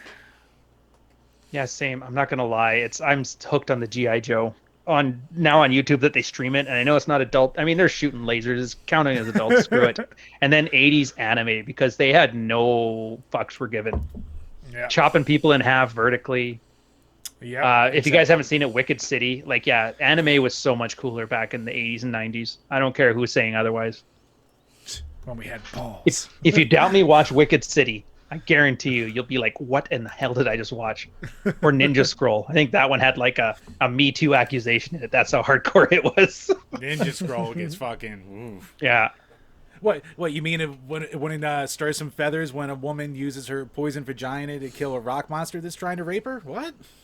Oh, just like Wicked City, the girl ends up having teeth and she turns into like a vagina monster like that and climbs away. I don't know, but that's the point. If you're gonna watch a cartoon, I don't want to see like nice stuff. I can see nice stuff all day at home. I want to see something. I want to see something that makes me have like a horrible twisted face while I'm watching it. Maybe it's just me. I got like a Justin Wang vibe to me where I'm like, show me something fucked up. Come on, guys. That's why you follow the Wangs and the Poes of the world, because if you just want to see something that's going to ruin someone's timeline when you comment on it, those are the guys who do. Yeah. Plus, the worst part is I know all the references they're making. I'm like, oh yeah, they're more like a nostalgia channel to me than like a learning channel, you know? Oh yeah, I remember that. they do the videos on like trying to teach new kids about like BME Paint Olympics or Lemon Party or shit like that. Yeah. Guys like us were like, fucker, this is what we pranked everyone with back in like 2003. Yeah. Our one poor fucking sap of a friend. So let's just say he didn't computers well. And every time that he went to take a piss or went away for a little bit, we would always put this picture on his desktop. And he grew up hardcore Christian, shit like that. So Brian, to his credit, found this like almost artsy, you can say, like naked guy, like silhouette, like turned to the side, but still just like flop right there, like in the middle of his desktop. And he never realized that like back in XP days, it always just saved the last internet image that you had there. So he would try to change it, but he would never change the actual thing. He would just put on generic background. So he could turn away for a second, 3 clicks later, silhouette of a dick's right back on his laptop. And he would literally just go, dude, how do you do that so fast? You go, or like just the simple macros of like opening up as soon as you hit internet browser, it would just flood with a whole bunch of like terrible porn links that like would open like the windows automatically, and he's like, I'm in the library. Yeah, you just when you click the wrong link, yeah, I hated those. You have to restart your computer to get it to stop. Oh yeah, or you just make Goat see someone's homepage and they don't know how to fix it. Dude, I've gone my entire life without seeing Goatsy and What? 2 Girls, 1 Cup. I don't know how I did it. Holy shit. But now it's at the point where it's been long enough that now I have to keep it up out of pride. Yeah, It's like you getting your Simpsons copy. Goddamn. the My wife, Lost Simpsons. the one that got away. Jim, you have any girlfriends you miss? No, but there's this one game I had on my 360, man.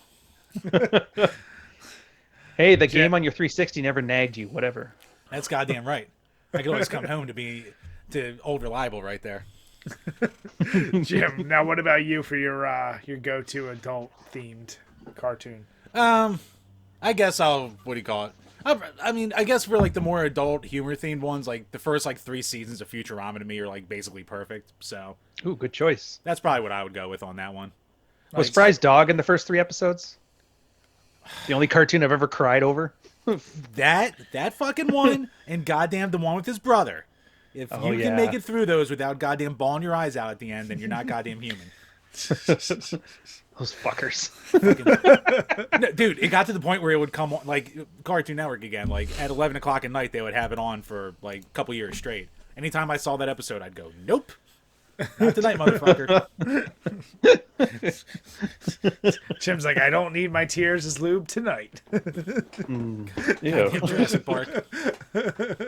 Yeah. No, but who asked that question? That was from Alex Perez. No, thank you, Alex. That's a great question. Yep, so that wraps up the Patreon questions for this week. Awesome. So, Jim, I've been waiting to get to this one, and we talked briefly about it, but there's a certain streamer out there. The main event? Yeah. Her name is Ashley Robato. I don't know how popular of a Twitch streamer she is, but there's this whole article from gamingbible.com. And I gotta say, I was glad I could pull it from, because I saw it on Kotaku and Polygon, and I was like, I'm sick of like fucking clicking on, giving them clicks and putting their links there. So thank God I found something different. But she basically argues that playing games on easy should be normalized. And yeah, did you guys watch the video, or do you know anything about this? I read the article and I went and checked her Twitch channel. She plays Kingdom of Hearts, Among Us, and Minecraft. And a lot of just chatting.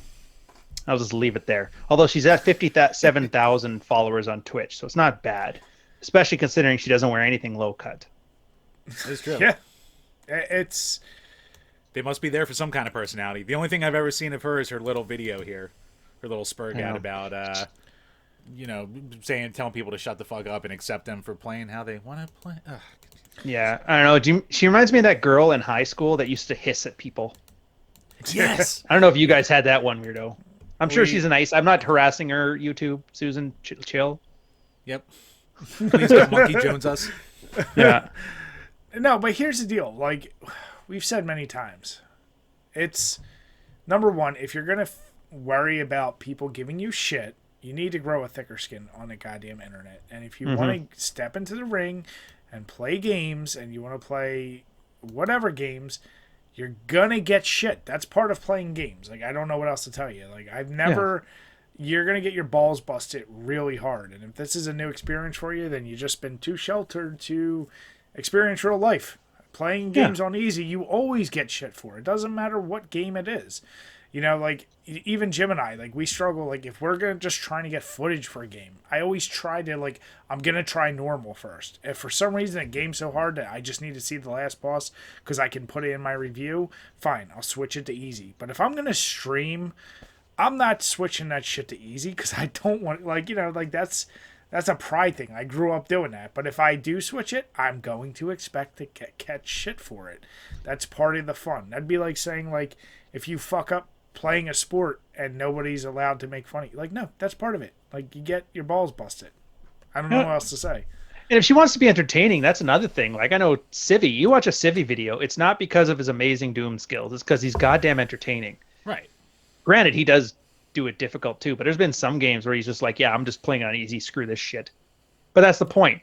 And I think she kind of misses that at the end of the day at this career that she has chosen. Same as us, right? Your job is to entertain. Nobody's just going to sit there and watch you play. And if the only thing you got going for you is a game and not a personality, well then, yeah, you better be speedrunning that shit on like top 10. People better be making videos with astrophysicists breaking down why you cheated. Or you better be entertaining because you can't get by on nagging. And that's essentially what it is. That reminded me of a dude's like wife nagging him to take out the trash, but for like gamers. Yeah. And imagine being a single guy. It's like you didn't even get married to have a wife nagging you. Like, dude, And you gotta earn that. Tier 3 sub to this? You're throwing money at this to be nagged at? yeah, no misogyny here. I'm just saying. I yeah, mean, but not yeah. I mean, this still always comes back to my fucking thing with these goddamn fucking streamers. So like, it always seems like they're like, not to say that YouTubers don't fall down that rabbit hole of just not being able to take criticism or shit like that, but this is just such a fucking nothing. Like, yes, it's exactly like you said. Like, if she's playing Among Us and Kingdom Hearts and Minecraft, they're not coming to you to see like your like gamer skills and shit like that. Like, she's probably entertaining. Fine, good. So if people are busting your balls about playing on easy mode, then why are you letting it affect you? yeah. Just go, yeah, I mean, like, throw it back at them. Be like, you're coming here to see someone play Minecraft on hard mode? What the fuck's wrong with you? Like, throw it back at them. But these people didn't grow up on a playground anymore, it seems like.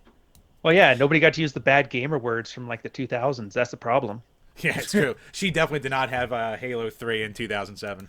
Oh, Yeah. jeez. I learned more about racism there than I did of 8 years with Obama. It's beyond fascinating when somebody gets so upset because someone's going to bust their balls, but at the same time, it's kind of like you guys both said, you have the personality, you just deal with it, and you move on. Like, unless she's trying to like say like, oh yeah, I'm like beating these games and they're not so bad. Well, if you talk shit and say that and you're doing it easy, you definitely deserve it. But if she's just that naive to think there aren't trolls out there also that are going to give shit as soon as they see you put it on easy, what are you doing? It's definitely someone who never had like a real job either. Like, I bet she never even worked in like a fucking McDonald's or anything. Like, No. Like, you learn to appreciate. Like, if she has 60,000 followers on fucking Twitch, she's doing good. She's never had a job. That has been her job. She's gone to school. She has this, and now She doesn't realize the fucking dream she's living right now. And that's the thing that you see with like so many of these fucking people. yeah. It's Well, it's how, like we've turned Anthony rich Cumia- kids into normal kids. Remember when it used to be only rich kids that were entitled to the point that they were detached? Yeah. Now we've kind of given that out to average people. We've given that out to anyone who's like slightly entertaining. Yeah. The bars Z-list dropped very celebrity, straight to your head.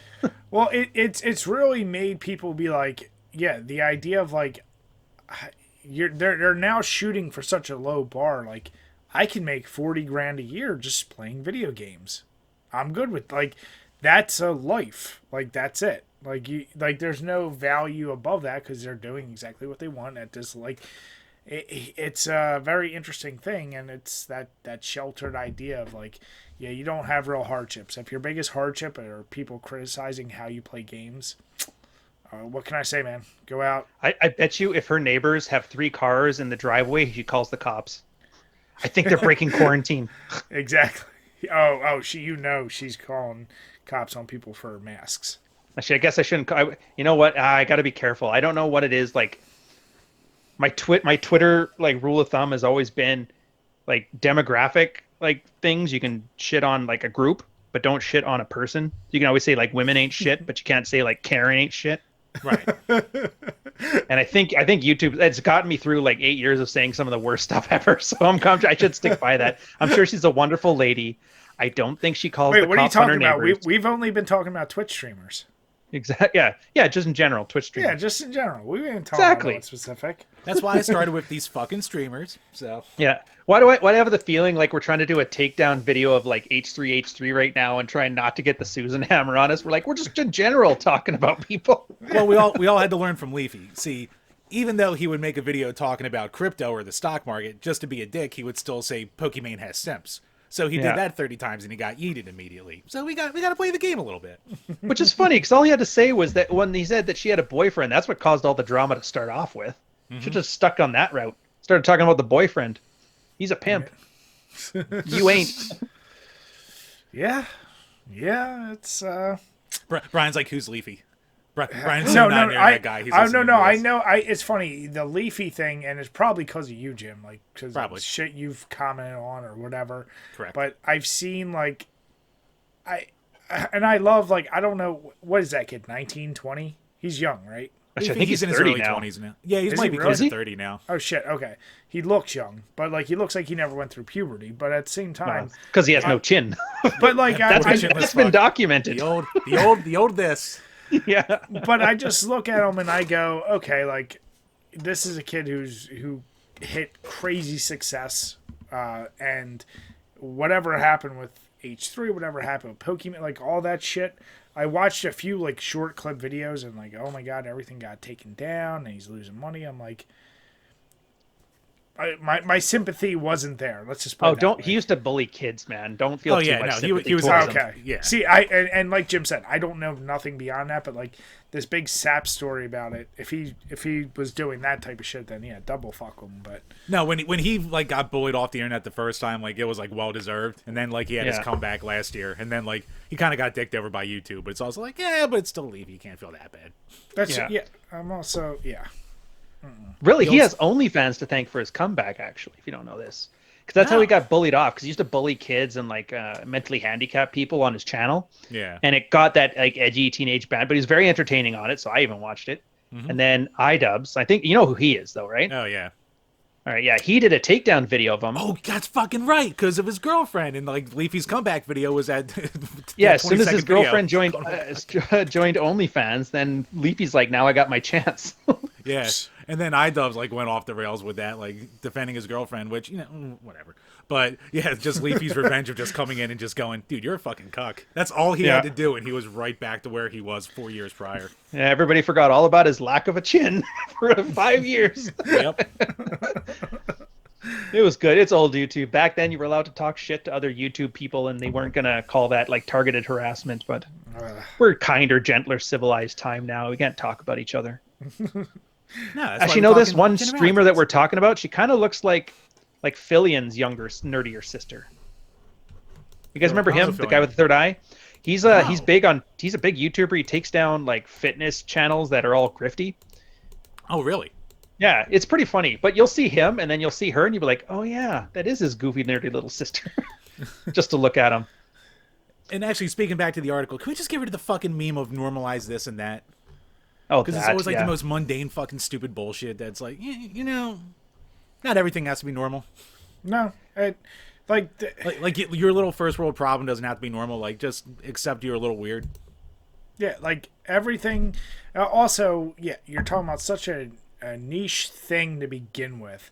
Just I feel like one of the hottest topics Jim and I have talked about many times is the amount of people going on about emulators. Like, if you were a streamer and you're emulating, like, if you're going to get hate for that, there's a different mentality there. Like, are you there to watch someone just play a game and personality, or do you really just care about the collection behind them? Like, what's really important? But people... I think they're just there to hate watch it. I think that's what it is. There's lots and lots There's a lot of that. The amount of... I got... See, Jim knows I'm susceptible to, like, I'll respond back. Like, if and it happened when I was on Twitch, somebody was, like, commenting in and just being a complete troll. And I'll just be like, what the fuck are you doing? Whereas, like, Jim will just pretty much try to ignore it completely. But that's as far as, like, I'll engage to a degree and just talk shit back. But, like, Jim, he'll just try and ignore it or make, like, a goofy joke about it. And that you both got good points to it, though. Yeah, I mean, engaging it a little bit, it's good for engagement. People see, like, how you handle stress. Yeah. At the same time, ignoring it works, too. I've had both. Yeah, like, the kind of crap that people... Yeah. Sometimes a jackass comment, they'll just go, all right, I'll stick around. Or, like, that can work, too. Or sometimes you can argue with people for a week straight, and then, like, a week later, they follow you and be like, hey, you want to collab? Okay. See, those are the ones that get me. I hate the ones... Like, I don't... Like, if somebody actually hates shit, and that's fine, whatever, at least that's a real emotion. It's the ones, right? And I'm big enough now, which is pretty sad to think of, where people will try to do takedown videos and try to make their channel off of the back of, like, my channel or the guys I collab with, and those are always the ones that weird me out, because I'm like, are you even angry because they get my content wrong? Like, they call me a pickup artist, and I'm like, dude, what the fuck? I've been in a common law marriage for like 10 years. Like, slow down. But you're right. Those ones are so disingenuous. They're not there to have a conversation. They're there to, like, they're there to puff their chest in front of you and hopefully get you to subscribe to theirs. And then any attention you give them will draw eyeballs to them. And that's all they're concerned about. And you got to ignore those guys. Oh, exactly. And actually, that's kind of funny you bring that up because, like, we're in two different, like, on two different spectrums in YouTube. Like, you're in, like, the advice spectrum. We're in the gaming spectrum. Mm-hmm. So, like... Oh, the takedowns and, like, the drama side of, like, your thing. Because, like, in especially in, like, retro gaming, like, it's a real like weird faux pas to have like any kind of like either commentary or like drama-ish content about like any retro gaming YouTuber. Like you Really? instantly get put on like all the like we don't do it because we're too lazy and like we just want to we don't want to start that shit anyway. But like not that anything wrong with it. Like I follow a lot of drama YouTubers, but like, drama you don't even get me started on that shit. or they're called commentary now. Yeah, like, commentary. Stop. Yeah, you're all drama. Just stop. But yeah, like there's a couple, but like it's also weird in the retro gaming one because like it's the most low quality shit too. So like some people it's no different. they try to be like because at least with like some content guy like commentator people who do like the general big name shit. Like there's like production value put into their video. I'm like you can tell they like really know their shit with like After Effects and crap like that. In the gaming sphere, it's like one guy like either like rolling a joint for 10 minutes like in a noisy like backlit room, or it's a guy like trying to overdub another video going, "Oh, here's me with the game I didn't play for" and shit like that. And it's just like it's so weird how the sphere like they try to have haters or like copiers of like that other realm, but like no one seems to do it right, and then they just get bullied out of the hobby entirely anyway. Yeah, they're like that, except for we can't bully anybody out of the hobby. But it's, I mean, for the most part, mine are they'll like say like your girl's ugly and you're gay, or you fool around with kids. Like it's like random stuff like that, and it'll be how do you fill 20 minutes with just those two statements? I don't even know. They'll try. You know what it is, and the only reason those things exist, I have a certain despise is the word I'll use for drama channels, for as Jim called them, commentators, because like so that's why you don't know who Leafy is. No, you like, can give two shits. I watch that shit and I go like, anyone that does that shit has never been punched in the face, has never had real consequences of talking shit to people face to face. Like I grew up much different than I guess many of them, and the idea of like doing that, it's extremely lazy content. I don't care if you're the fucking Michael Bay of YouTube and you can do all the After Effects like Jim said, but your content is really, you're just reposting like 10-second clips of someone else's and then you break it down. Like how much do I need you to fucking break down a paragraph for me? But like there's so many of these channels, and the only reason they're so popular is because as humans we love drama and we love confirmation bias. So if you're like, I think Leafy's a piece of shit, oh, here's 12 reaction videos to his latest video, so let me watch all of them and make sure I'm right in what I thought. Yeah, so it's like that's the worst part of like the negativity of like the YouTube is like that kind of community, because it's like if it makes you feel better too though, those guys are constantly having to produce, because I mean, does anybody give a shit about like Johnny Depp and Amber Heard anymore with her beating him? Nobody cares. No, nobody gives two shits. Yeah. So that's the thing. They have to jump on the outrage, and it's a constant struggle. And if you forget to do it for like 2 weeks, they'll forget who you are. And so those guys have basically put themselves on a path that is very stressful. Like for you guys, playing a game that's evergreen. As long as that game exists, there'll be a reason to watch the channel, and that's awesome. No. But that's slow. It takes time to build. I mean, same thing with me. Like I'll do stuff that's sort of timeless too, and takes forever to build. I could just shit on some middle-aged soccer mom drinking White Claws like this other guy. I guess his name's Kevin Samuels. I mean, he's a good content creator, but he essentially is there for like yelling at people's ex-wives, and everybody's like, yeah, teach her a lesson. She needs to learn. And you're just like, oh. And he blows up. But yeah, how many channels do you see on YouTube right now with like 250,000 subscribers that get maybe 2,000 views a video? That's what those channels end up having. Mm-hmm. Or they fizzle out real quick. I mean, yeah, like don't get me wrong. It's funny because like you do see some of these content, you know, as you said, the content creators. Like, no, I don't want their schedule. I don't want that stuff. But like I said, it's just so. It's like tabloid journalism, if you will. Like it's like no one takes it serious. It's the TMZ world, and everyone wants to be a TMZ person. And you look at the views and stuff, you're like, God damn, why are so many people watching it? But I'm saying that as I click the video to be like, I just hate this fucking guy. Oh wait, I'm watching it. Like I get sucked in just like everybody else. So popcorn. It really is, and it's one of those deals where I hate that shit exists. But I know it's not going anywhere, so it's like I'm not going to make a big whatever about it. It's the loot boxes of content creation. That's what it is. It's a DLC. That's what it is. It's loot boxes, DLC, microtransactions. That's the equivalent of all those drama channels. That's good. Yeah. But yeah, I'm with you. I don't. Guys will send me like specific parts. Like you got to watch this a whole minute, and it was like a minute long clip of like a 30-minute cast, and I watched like 30 seconds of it. I'm like, I gotta go. I'm same as you. I'll the best if I can get some like what they actually need for drama channels, and I think this would take off if you ever want to go down this route, is do like a TSN. You know, like those 10-minute things where this is the day in sports. Yeah. Oh yeah, Exactly. If you could do one of those for drama, like skip past all the nonsense and just get it to like 3 sentences, so I have something to talk about at like the water cooler or with the old lady.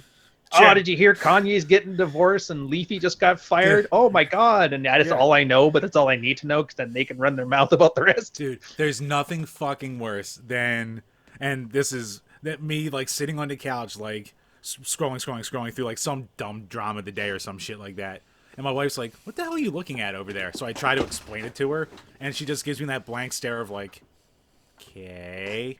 And I'm just like, yeah, I fell down one of these holes, didn't I?" Jim, how many times before podcast or just in general will I be like, what's going on with this thing with this YouTuber? Like I'll see like a very high level highlight or heading somewhere, and I'm like, I don't know what this is. I just asked Jim, and it's usually the same old story. Oh, this guy talks shit on this, or he did that, and I'm just like, that's all I need to know. So this guy's a groomer, but he's not like really a groomer. But then like everyone's calling him a groomer. It's like, yeah.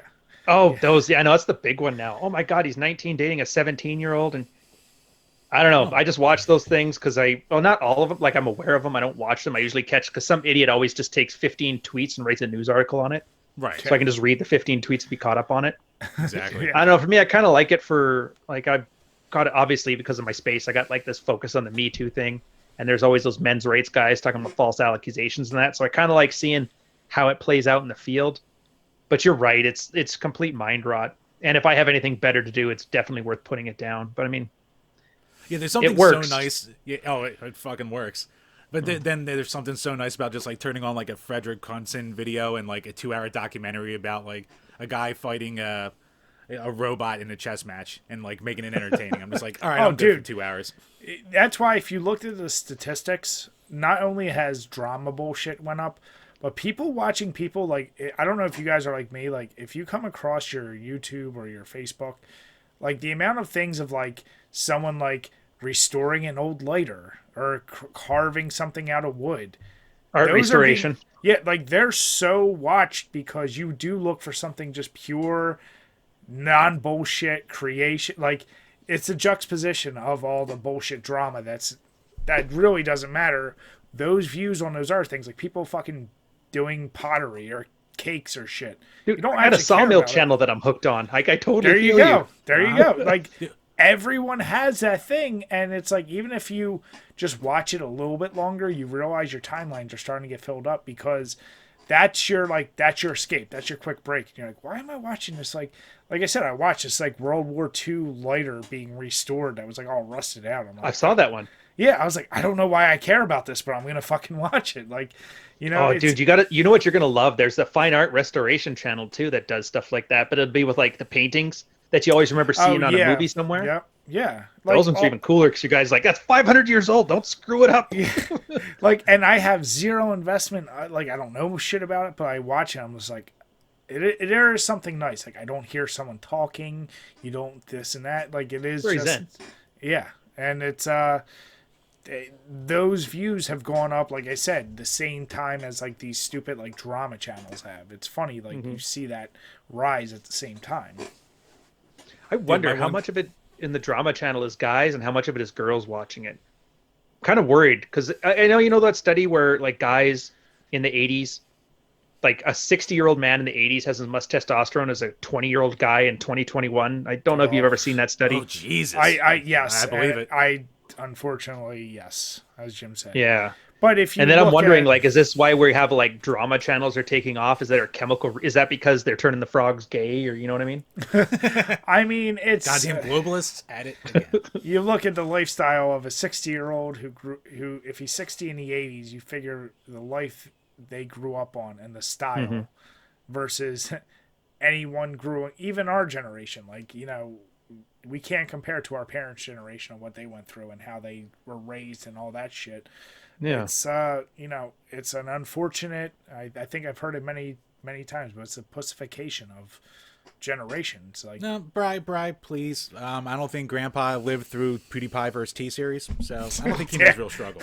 damn it, Jim.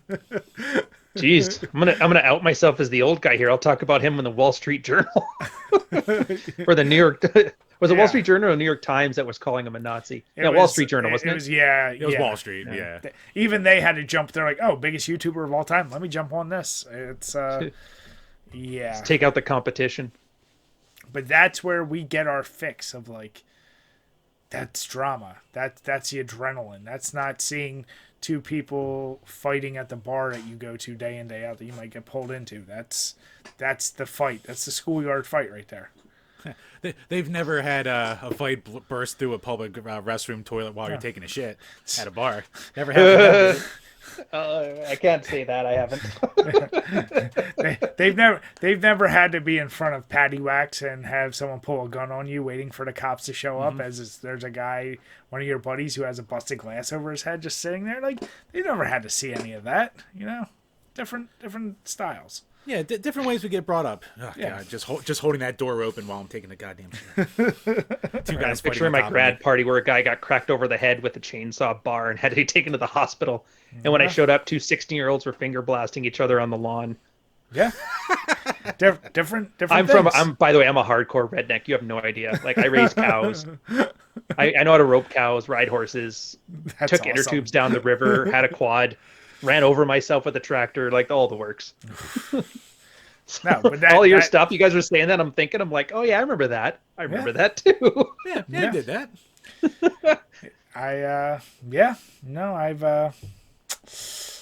That people just have different things. Well, Bri had the fun growing up of being the one with, let's just say, the special boy strength. So, like, one of the friends would start talking shit and then just run behind Bri and be like, get him! Yeah. You got that thing where you just grab and squeeze and then the thing goes away in front of you? Yeah, essentially. That's one way to put it. Did you pet the rabbit?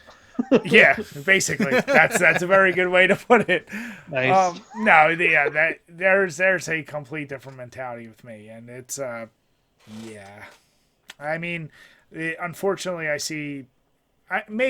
Who knows? Maybe it is better that people don't deal with that, because some people I know couldn't deal with that kind of stuff, and they might have turned out worse. But I personally, through my experiences, I think all that type of shit, seeing those hardships and not worrying about YouTube drama, made me better and my character better. But who's to say? Hey, can't fault you for it. I wish I knew less than I did. So you make me want to be a better person. Yeah, it's Every time, like, it obviously slowed down because of COVID and shit like that, but we originally started the page as just like a reason to hang out once a week and get drunk and play games with each other and be like, oh yeah, we're making a video too. Yeah. So, like, we'd be doing that, and then, like, after a while, Brian, like, anytime I'd, like, come through the door, Brian would be like, Jim, what the fuck is going on with this? I'd be like, Yeah. Oh, just be glad. Do your girls watch that? Like, they probably know all the Tati and the James Charles stuff. No, they don't know any of them. They are so out of it, which is beautiful. Yep. They're still, like, they both have their terrible, trashy novels, their terrible TV shows.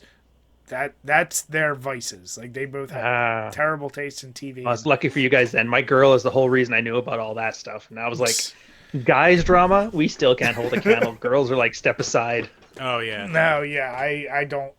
The thing is, I get what I call those dead eyes. My wife will do the thing where she'll explain a situation, but I hear every detail. I'm like, you basically just tried to read me the book. I'm like, or the plot. I'm like, I just like space out. And she's like, are you doing that thing where you're not listening? I'm like, mm-hmm. Just what? Yeah. What happened? What, who, where, why? Just tell her if there's no blowjob scenes, I don't want you to read it to me. Yeah, exactly. Well, there's stuff that's almost guaranteed. Yeah.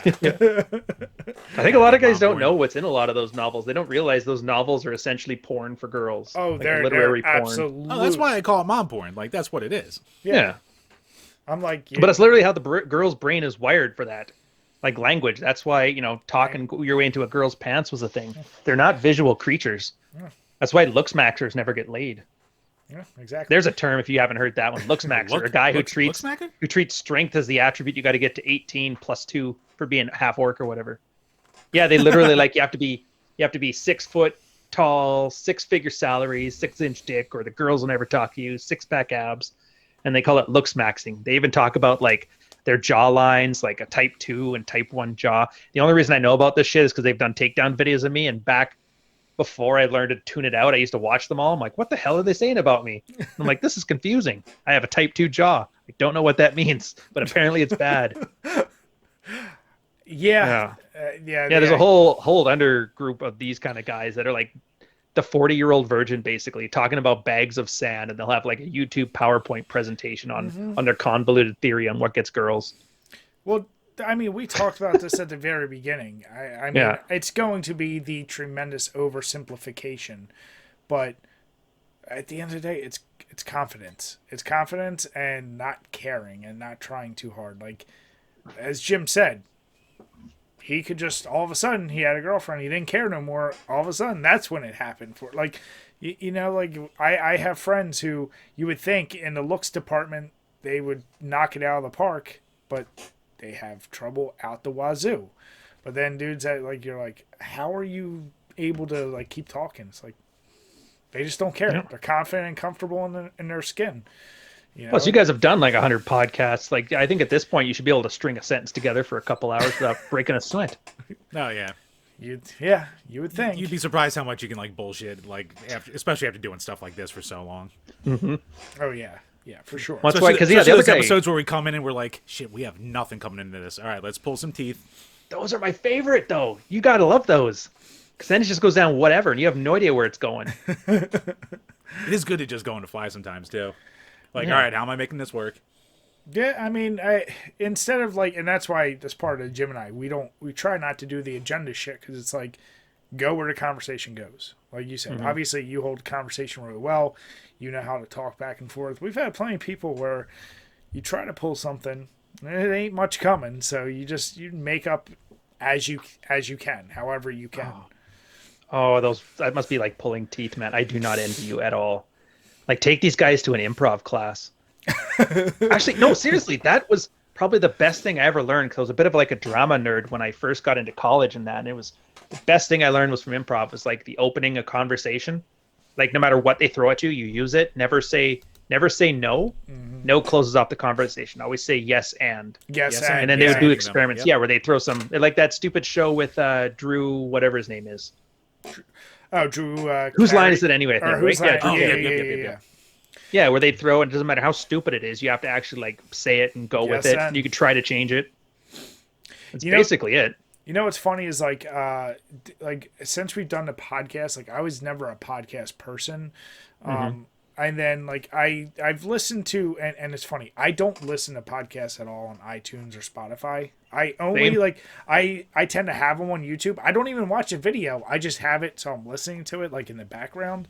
And I was doing it with like some random like Joe Rogan ones, and then it split off into like listening to other comedians, and the way their mind works is exactly what you're describing. Because I'll listen to almost now any comedian's podcast, because they all have that mentality of the yes and the improv. Like, they keep going, and in some of them, especially if they're talking by themselves or if they have a guest that is kind of like weird, you see how they're able to spin it, and it gives me ideas like, oh, okay, like, so you could like kind of take a story to here or there, like that mentality. Like, comedians have a better way of socializing and knowing how to work a crowd. So that like, Bill Burr's my favorite for that one too.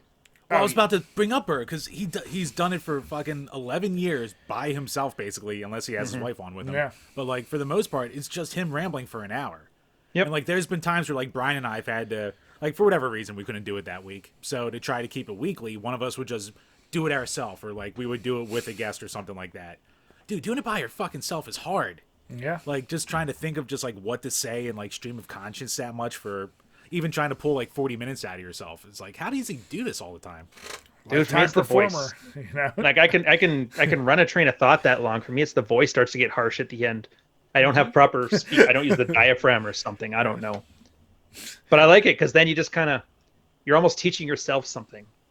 But then again, at the time, like when I was first doing those, I was finishing my book, so I would think about a concept I was trying to write anyway, and so to help me kind of ramble on about it, I have to go back and watch them now though, because it sounds like, oh, it's very eloquent. This like that Simpsons, where Homer's sitting there talking about his party jokes and like that flashback, but then in real life he was just staring at Maud Flanders' tits. That's probably what my thing went, but Scene deleted. yeah. But whatever. If Steph Molyneux can do that for like 8 years, stare into a camera with a white background talking about philosophy, I think the rest of us can handle it.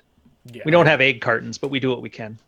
God, did you see? Actually, speaking of him, because like I never really followed him much, but like I saw like a clip of on Twitter of like a recent video he did from like either D Live or something, and he was kind of where he's crying about not being popular anymore. That one where he's like I used to have millions of people and only like 7,000 came over to D Live. Like the people don't follow you. It's all about the platform. And I was like, holy fuck, man.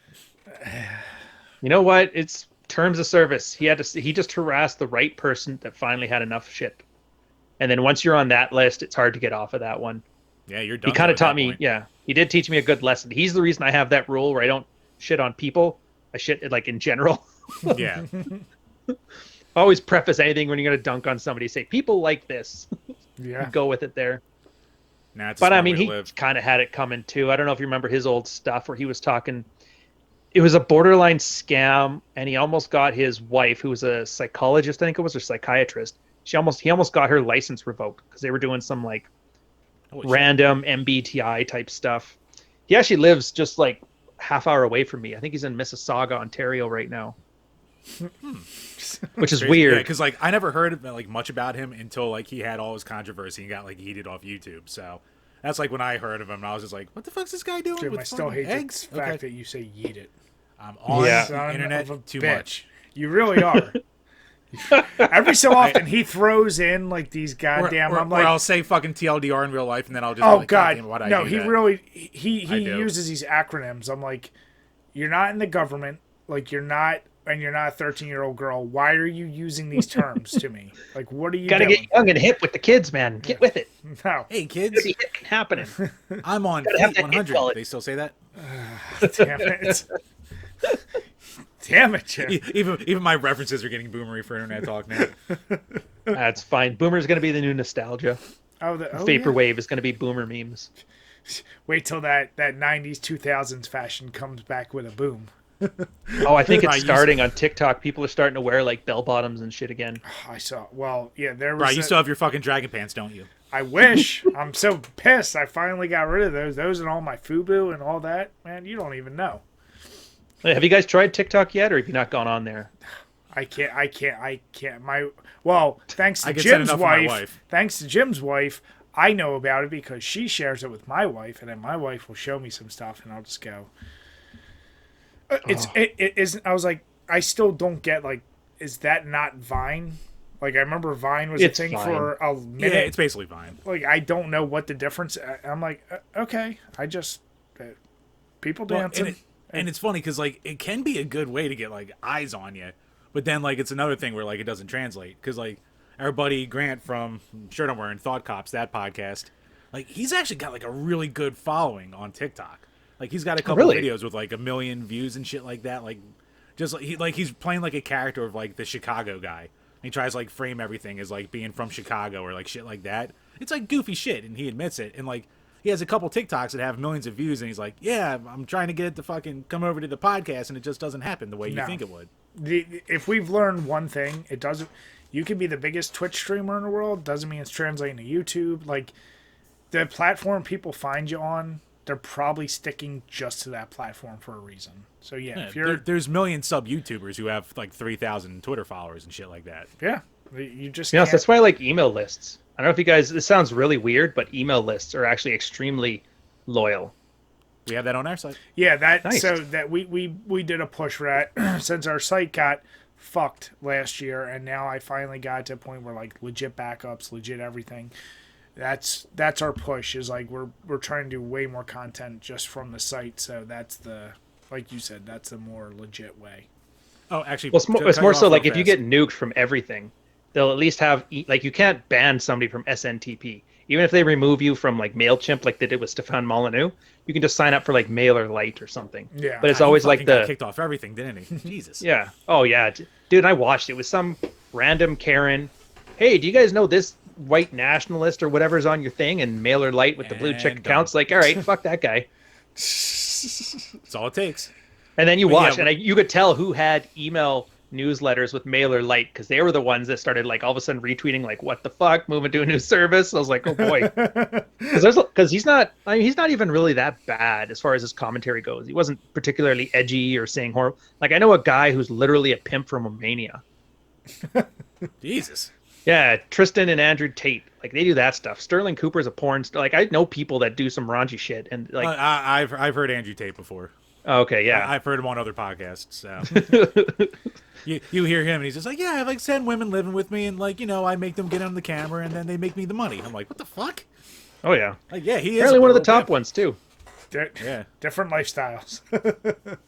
But that's the Say the point. least. Like he's just fine. That's why Stefan. I don't know. I guess he just got the right attention from the right person at the wrong time. So, but yeah. But all those people are like, well, if that's now the bar from how I'm going to get booted from your platform, I'm going to go use something else. Yeah. That's kind of my thing too. I watch who gets banned from what to see which platforms I kind of try to avoid if I have a choice. Like obviously YouTube, you kind of have to. Yeah. It's like Amazon. If you want to sell a book, you got to be on Kindle. Yeah. And but that's There's no the other thing. games in town. How many times, Jim, how many different, I feel like there's been at least 3 or 4 different platforms over the years. You've been like, oh, this one's starting up. We should start uploading this. I'm like, Fucking VidMe, the D Lives of the world, shit like that. Yeah, they're all it's like, come and go. Love I mean, it D or, Live's still around. love it or hate it, there's not going to be that, like, true competitor to YouTube. There's not going to be, like, even YouTube Live is trying to be a competitor to Twitch, but it doesn't compare. Like, there's certain things in its lane, like, you're not going to fuck with.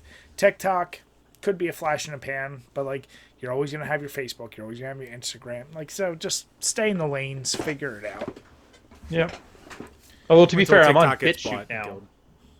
Yeah. Yeah, they all did go to BitChute. Yeah. But the only reason I went there is because, see, the smart video platforms are like, we will migrate all your videos here for you. And that's the only reason I signed up for them. So they're not stupid. Yeah. Having said Yeah. that, these views, I can see why Molyneux is crying. So I'm like, Oh. 21 views? What the fuck? Oh, dude, I think I put like 1 or 2 of our videos on BitChute just to like try it out and see how it would go. And like after a year, I was at like 3 views. I was like, all right, I'm not gonna pursue Yeah. this any further. I'm definitely not going to be a Hammer 666. Sticks and Hammer, that guy. Yeah, Yeah. Jesus Christ. He's Or the Razor poster boy for Fist. that Yeah, those shit. guys have cornered the market where it's too late. Yeah. And then you like go to the homepage and you see a lot of what's on there, and you're like, that is a lot of symbols. All right, I'm not. Yeah, okay, never mind. Why X wasn't that bad? Oops. Click delete. I always love that stuff. That was the other thing I missed. I think that's why everybody's talking about the Austrian painter scene from the 1940s. I guess because we all grew up staying up till 3 a.m, and the only thing on TV were those like History Channel documentaries in full color. Finally, Uh-huh. then everybody grew up, turned 35, and they're like, "Oh man, that must be what life is like." Maybe they were right. It's like a variation of the video games cause school shootings, but Discovery Channel causes an ultimate LARPing on politics. Dude, it's gonna be interesting to see what fucking like History Channel or Discovery Channel are, and like, because you see the way people are with like even fucking being like, oh, we can't put this in history books anymore. It's like it's a thing that happened. Like, Wait, they're not putting. Oh my god. I don't know. What kind of stuff are they depends on taking certain out? things. I don't know. I've heard certain stories about like what the fuck was there's one in California that took out like some kind of big event. It wasn't like the Holocaust or anything, like something like super major that you shouldn't take out, but Yeah. it was some event, and I was like, they're taking that out. Like, people should know to be like, you need history to learn from it and not do that again. But Yeah. I don't know. We're starting to go down that rabbit hole. It's like little isolated incidents here at this point, but it's like anything else with the internet. It's just going to keep snowballing. Yeah. I still can't believe they're making me miss terrorism. Jack Bauer, save me. Jack Bauer and Jason Bourne, come back, please. Yeah. Because these new guys just aren't cutting it. You had the heroes, you had your villains. And the G.I. Joes. Oh, yeah. Oh, geez. Basically, anybody that fights a terrorist is cool in my There you go. books. That's it. Yeah. So what we need is another Cobra Commander out there, something we can all unite around and against. Well, isn't that Jordan Peterson now? They made him the Red Skull, and then Oh, they I made saw Captain that. America That a was- social Yeah. justice Yeah, warrior, they and you're did. like, You're like, wait, what? yeah, It's like the dude's already zannying himself into oblivion. Just let him ride. pay your taxes, Hail Hydra. Like what? Yeah, it's a. Yeah, I don't know. Yeah. There's a reason. There's a reason comics are just a funnel for the movies now. I think. I don't know, man. Yeah. Which is weird because it used to be the movies were a funnel to the comics. Yeah, know what I mean? That In really action is how it was, figures. and then one became the big money maker, and then it's just like, Well, oh, okay. the we'll pull problem this is, and like, pull for this. how many years were comic movies a complete joke, and then Marvel legit was like, we'll make real movies. They're like, okay, we'll copy those. Yeah, it's just the way it goes. It could be worse. They could be DC. Yeah. Oof. No. Oh, don't even get me God. started about them. I still haven't watched Justice League, and I'm actually glad I didn't. You're not going to sit through the 4.5 hour cut? Jim, you didn't watch it either, did you? No, of course Yeah. not. So I did watch it. I was like, you know what? I'll just put it on. How many sittings did it take? It was no. You know me, Jim. When I sit through something, I sit through something. It was one you do day. I don't know if I might taken some like food and pee breaks, but like at the end of the day, I was just like, okay, it's better than the original, but that bar was so low. It just tells a bigger story, but of course you have 4 fucking hours.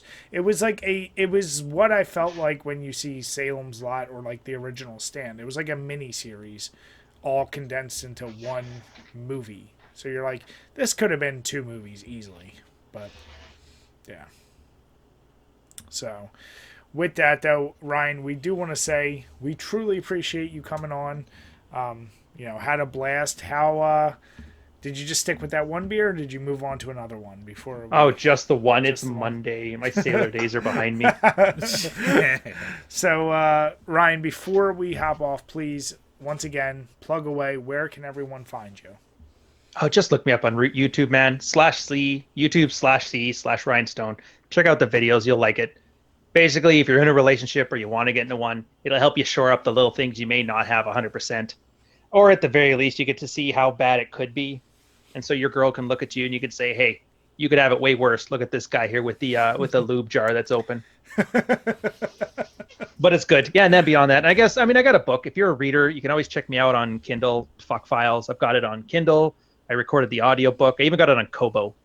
Speaking of which, the BitChute of books. So yeah, all those links are below. So guys, make sure check out Ryan's channel. And with that, we want to say thank you all for sticking with us. If you haven't already, please make sure you hit subscribe.